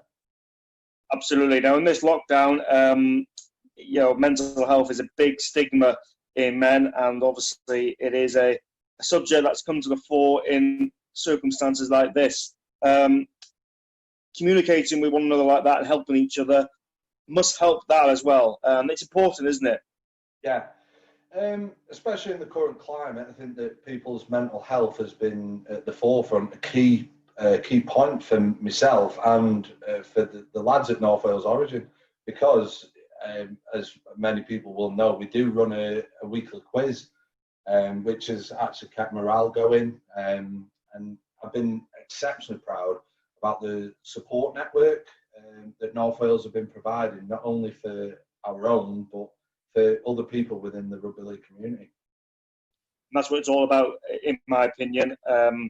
If there is a pathway, at the end of the day, we'll have to look after our own. And I stress again, I'd encourage anyone to join that quiz. It is a fun quiz, and it is a form of escapism. And if it distracts you from your routine, that's a fantastic way to sort of just have a bit of escapism, and I stick by that as well. Moving on to 2020 then, obviously disruption because of COVID-19. The Welsh Rugby League are hopeful there will be some action. Obviously time is going to be a premium, so the North Wales Origin coaching staff have put new players into the group. Obviously there's going to be a couple of training sessions to come up with a team. That is surely a good thing for existing players because it shows that your shirt may not be safe. That's correct, Conrad. You want to see the amount of people crawling out the woodwork, lads that we haven't heard of for weeks. It's lucky that we know they're still alive, if anything. But no, I think it's been a fantastic addition to an ever-growing team, really. Yeah, sure, my camera's just fallen, but there we are.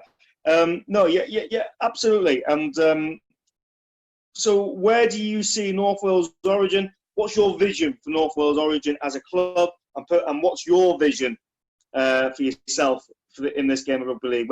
How far do you want to go with it personally? Personally, to be honest, I'd like to continue working hard on getting fitter and continue to lose the weight that I have been doing over the last few weeks, a couple of months really. I obviously want to continue. I have ambitions of continuing to captain North Wales as a team. Hopefully next time out we can win the next series. And obviously the final goal is obviously pushing on for the next Dragonhearts cap, which hopefully this year. That's your ambitions, but obviously you can't play forever, Spelsy. So would you consider going into the coaching side of it? It's always on the front of my mind, that, Conrad. I don't know how many years I've still got in the old legs, to be fair. But no, I have had the discussion with numerous people. I'm pushing on now. I'm 28 now. A couple of years time now. I could see myself definitely pushing on. You're speaking as if you're going to draw your pension next week. I'm older than you. We feel terrible. Well, I go hard, I go home, to be fair. My body has taken a hell of a beating over the past 10 years. I must admit. I can't get up in the morning on a Sunday. Yeah, I can imagine it could be difficult for you. So that's your ambition. Where do you see North Wales Origin then? We are in our infancy. Where would you like to see it? I'd like it to see success year upon year, if anything.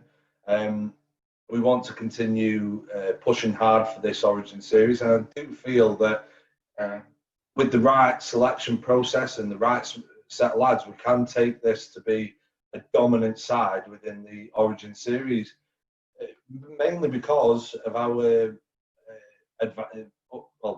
home field advantage, with the fact that we live in an area where we can play at that higher level, and playing in the Northwest Men's League, even going on to NCL. I think the avenues are there for the lads to progress onto these higher levels, but still there to represent Wales and North Wales.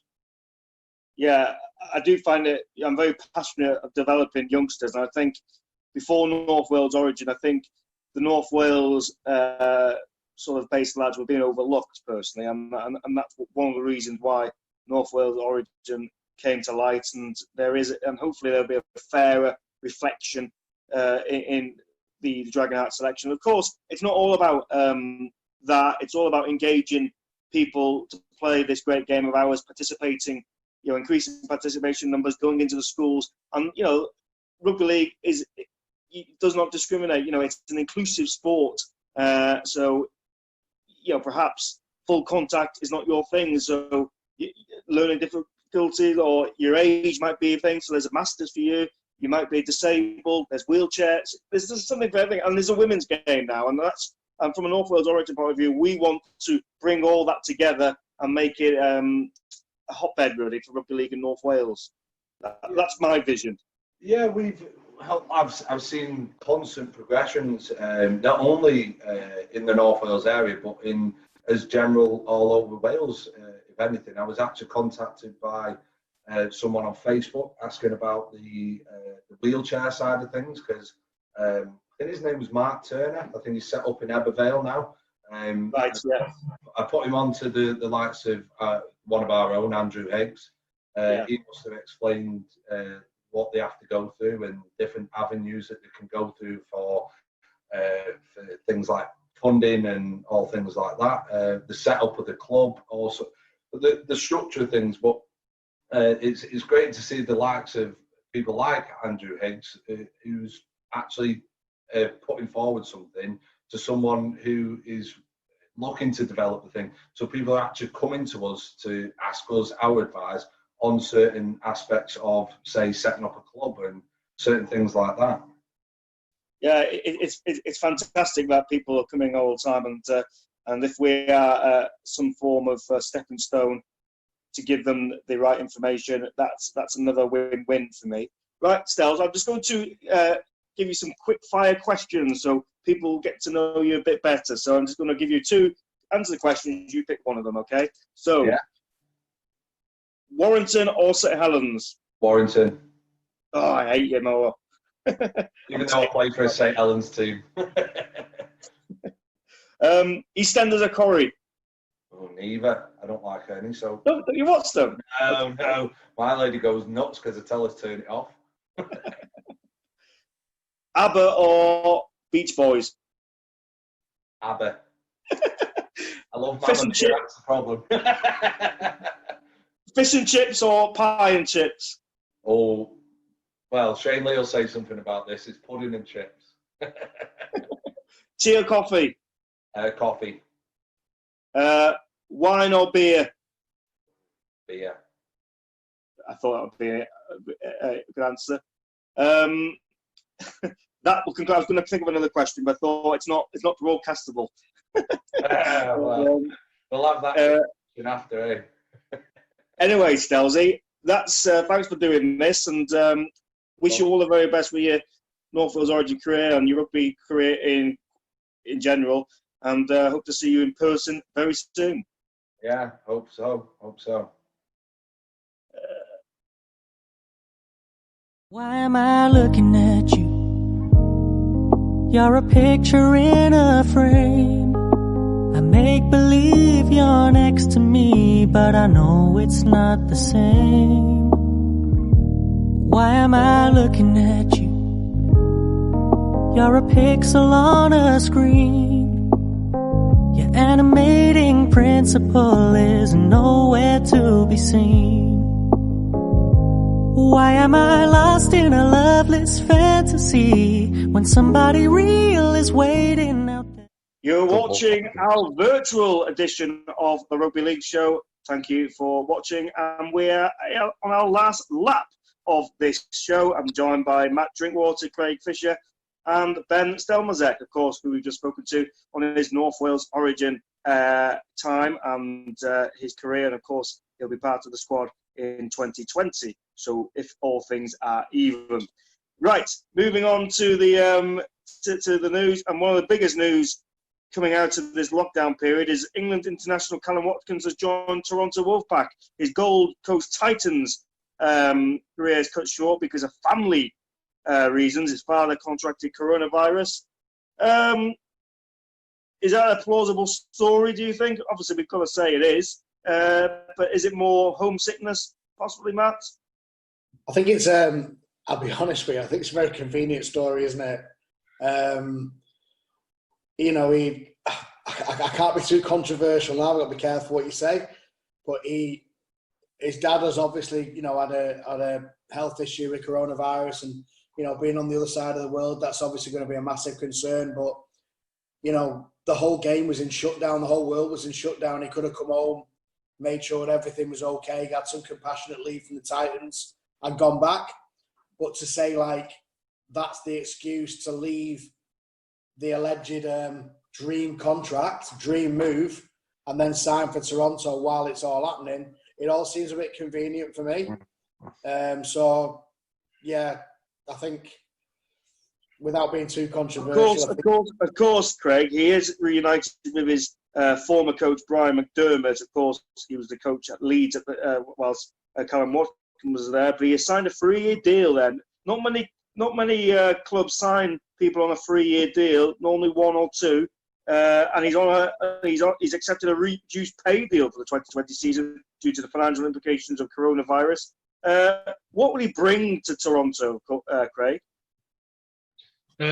Experience, a winning mentality. I mean, that guy has won it all in terms of domestic competitions in this country. He's done it all, and obviously he's tried his hand in the NRL. It's not really worked out for him. I don't think his choice of club really helped, but he's coming back to Super League, and I'm sure he'll offer some value to the Toronto Wolfpack. But obviously, that familiarity that he has with Brian McDermott's going to help, and it'll provide a lot of strike for Toronto, I think. Yeah, Ben? Well, to be honest, I'm with Matt on this. There's suspicious circumstances. He's going to spend half the season at home anyway, so I wouldn't blame him, to be honest. If he is feeling homesick, or is he finding it a bit hard out there? I don't know. It's up to him. Right, Salford Red Devils captain Lee Mossop has signed a 2-year contract extension with the Super League club. The 31-year-old will remain at the AJ-Bay Stadium until the end of the 2022 campaign. He joined Salford in 2017. He was a former Wigan player, of course, Craig. That's bringing stability, isn't it? Obviously, he was captain Salford at the grand final last year. What do you think? Is that a good move for Salford? He hasn't done anything wrong, has he? But his age, he's 31. He's on his last legs, isn't he, for Super League? He's a prop forward. They can go on forevermore. I think Lee Mossop's one of them players, just really, really solid, really reliable. Again, he's a big game player. He's played in grand finals.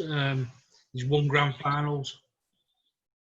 He's, and to retain your captain, I think he's a bit of a morale boost for Salford. So I can imagine that Ian Watson and Ian Blease are quite pleased with that.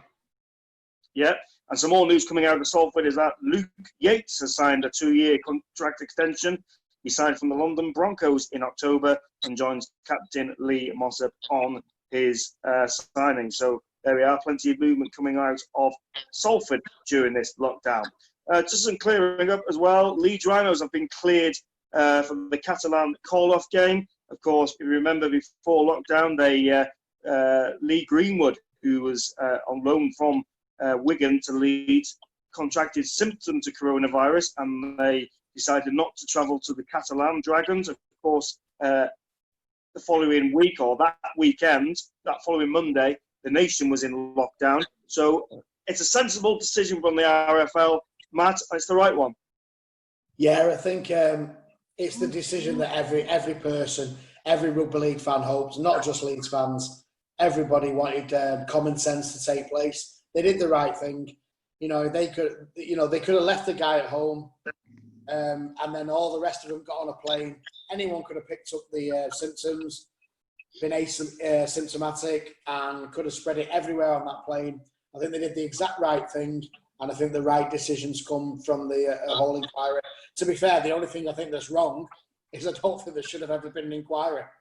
I think it was the right thing to do, the common sense thing to do, and I can't believe it ever got as far as being an inquiry. But luckily, the right decision has been made. Absolutely. And the Rugby Football League are aiming to shorten the Women's Super League season. That, of course, is under threat as well. Will it follow suit on the Women's Super League in football? They've cancelled all that, haven't they? How important is it that we do have a women's game this year, Craig? I think it's massively important that we have a women's game, full stop. But we've got to think about this clearly, and we've got to think about it clever as well, because the first and foremost is player safety.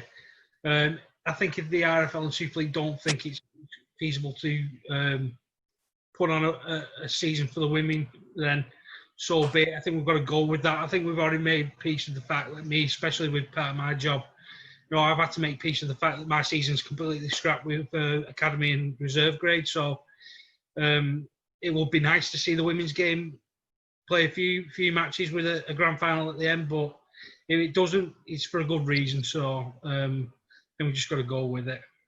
That's another big story as well coming out of this. The NCL is nil and void for this year.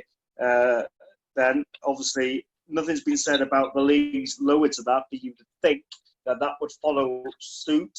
What's your assessment on that? Personally, I'm a bit gutted.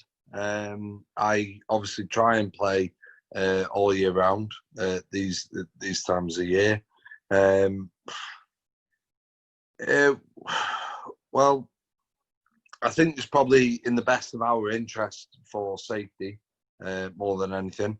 I think that the community level is probably one of the widest span played levels, as you obviously got like different divisions of the community level. I think it's probably in the best interest of the Northwest Men's League to cancel the rest of the season in order to restart in 2021.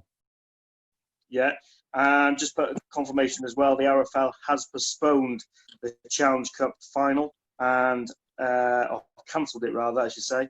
They will reschedule it in one of those models as we discussed before, and no confirmation as of yet from the Rugby Football League, but it looks like the Ashes tour will be cancelled. As I say, got to stress that it hasn't been formally announced yet, but it looks like because State of Origin is being played in November. It's a shame because that is a blue ribbon event for the Rugby Football League, generates a lot of money for them. And of course, England will be very limited of having World Cup prep. Thinking of having a mid-season test next year. How disappointing is that, Matt? Yeah, I mean, like you say, it is disappointing, but as far as preparation's concerned, everybody's going to be in the same boat. You know, we're all losing out on that test series, the Aussies as well. The only other option would be to belittle the Aussie shirt and carry on with the series in December and bring over players who haven't played Origin. But isn't international rugby league playing for your country far more important than State of Origin? But let's be fair, mate. We all know this. The biggest competition in the world is Origin. It belittles international rugby. It's the biggest competition in the world. State of Origin is the most competitive, most exciting competition that is played in rep rugby. We all know it. There's no two ways around it. It's the highest level played. Is State of Origin, and when that got the green light, that pretty much put the blockers on the Ashes tour. As I say, unless they belittle the shirt and they bring over players who are not playing Origin, which I think is just would be a massive negative, to be fair. And I think it's better off if we just give it a miss for this year. Great, but surely, playing international rugby league is, and representing your country is the pinnacle of your career. That should outweigh Origin, shouldn't it? I think in this country, yeah. I think representing your country is probably the biggest honour that you could probably achieve, but it's not deemed that way in Australia. The highest competition that you're going to face in Australia is the State of Origin series, because no disrespect to New Zealand, England, Great Britain, all the other countries that are playing international rugby league, there's not really another international country that come close to the Australians. So for the best of the Aussies in New South Wales to play against the best from Queensland and come together in a 3-match series, to them it's much bigger. I mean, but in this country, British players would probably see it differently and say that international rugby league is bigger. But the only thing I'd say against that is probably the fact that we play a Lancashire versus Yorkshire, but that's such a small catchment area in comparison to New South Wales and Queensland. It's completely watered down as well in terms of the way it's marketed. I mean, you talk about revenue streams coming back into the game. I think in the next 5 years we need to reintroduce the old kangaroo tours back to the British Isles, and bring back them revenue streams to clubs by watching club rugby league teams play against the best of the best from Australia. Yeah, I mean they tried the Origin over here, didn't they? County of Origin. Yeah, they could barely get 3,000 people into the stadiums. They tried and they tried. They tried with the Exiles. They've given it the effort. They've had a go. We've never ever got anything close to what they pull out in Origin. I bet Carl Fitzpatrick can market it. Carl Fitzpatrick can market anything, mate. No, being serious, I think he could market it into a big thing. He probably could, Paul. Yeah, to be fair, but probably. I wonder if he could market this though. Gareth Keir's suggestion to fill that void is the NHS Cup, which will consist of Wales versus England at wheelchair level, women's rugby league level, and the men's level. What do you think of that proposal, Ben? Well, it offers a shop window for rugby league between Wales and England. I think that in a lot of places in Wales we do struggle to get across the message of rugby league, and if anything, it's always going to be a positive for us, because if one person out of that whole spectrum, that whole market, turns around and says, I'm going to take up rugby league, that's a positive. That's one positive. Matt, you're nodding your head. Yeah, like Ben's saying, I mean, Ben, if I just called you Ben, Stells, like I say, and like he says, any one player who is encouraged to take up rugby league on the back of that series is a positive for Welsh Rugby League. Yeah. So it's like, anything is a positive. Especially coming from like a rugby union dominated country as well. Like you've only got to look at like the states of the Six Nations and stuff. There's such a massive following for the Six Nations, but there's never any real following to like the likes of the World Cup. So if they can market it in the right way, then we'll get a positive output, and more people might be interested in taking up rugby league, whether it be in the north or the south, where we've got many divisions of participation for them. Yeah, I mean, Stells, you were there with us, with me, Fish, and we were there together in Welshie when we were together on the night where we went into the Cardiff ground and we watched the Cardiff Blues game the night before the Lithuania game. Yeah. And do you know what? We just went around, didn't we? And we just tried to have a word with a few people and try and get them to come back the following day for the Rugby League International. And I'd say that out of everyone we spoke to, I'd say we got a zero response. Correct. Despite quite a lot of people saying, yeah, do you know what? That sounds like good. Well, I'll come down tomorrow. Yeah. I didn't see any of them, during game time.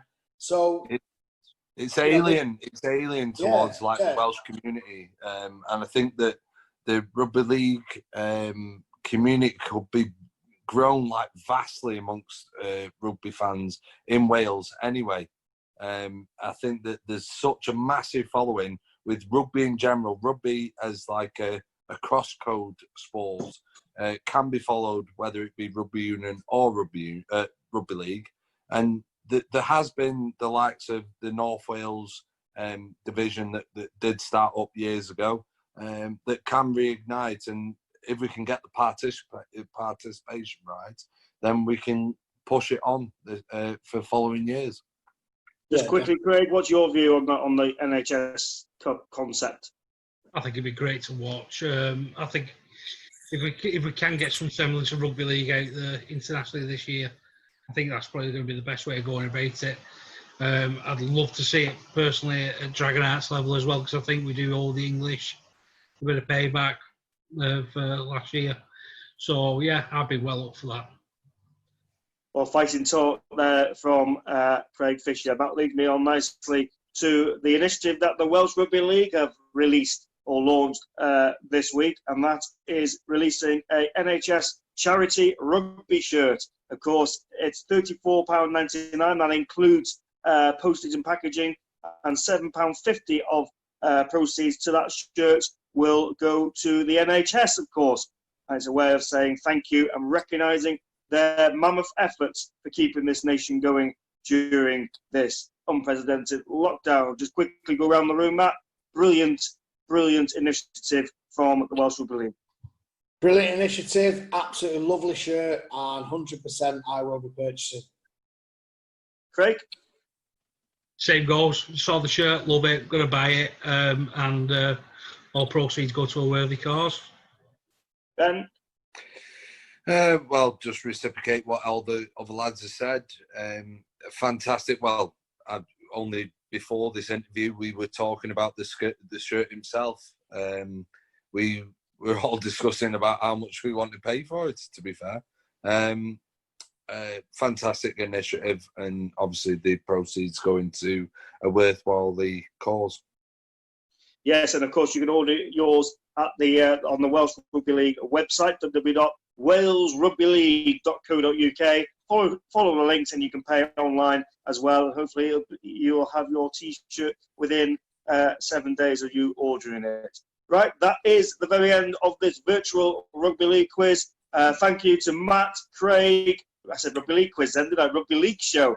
My thanks go to Matt, Craig, and Stelzy for taking part. I hope they gave you some insight of their Rugby League knowledge. And thanks to you for watching at home. And I bid you a farewell. Be good, be safe, and enjoy your Rugby League. Goodbye.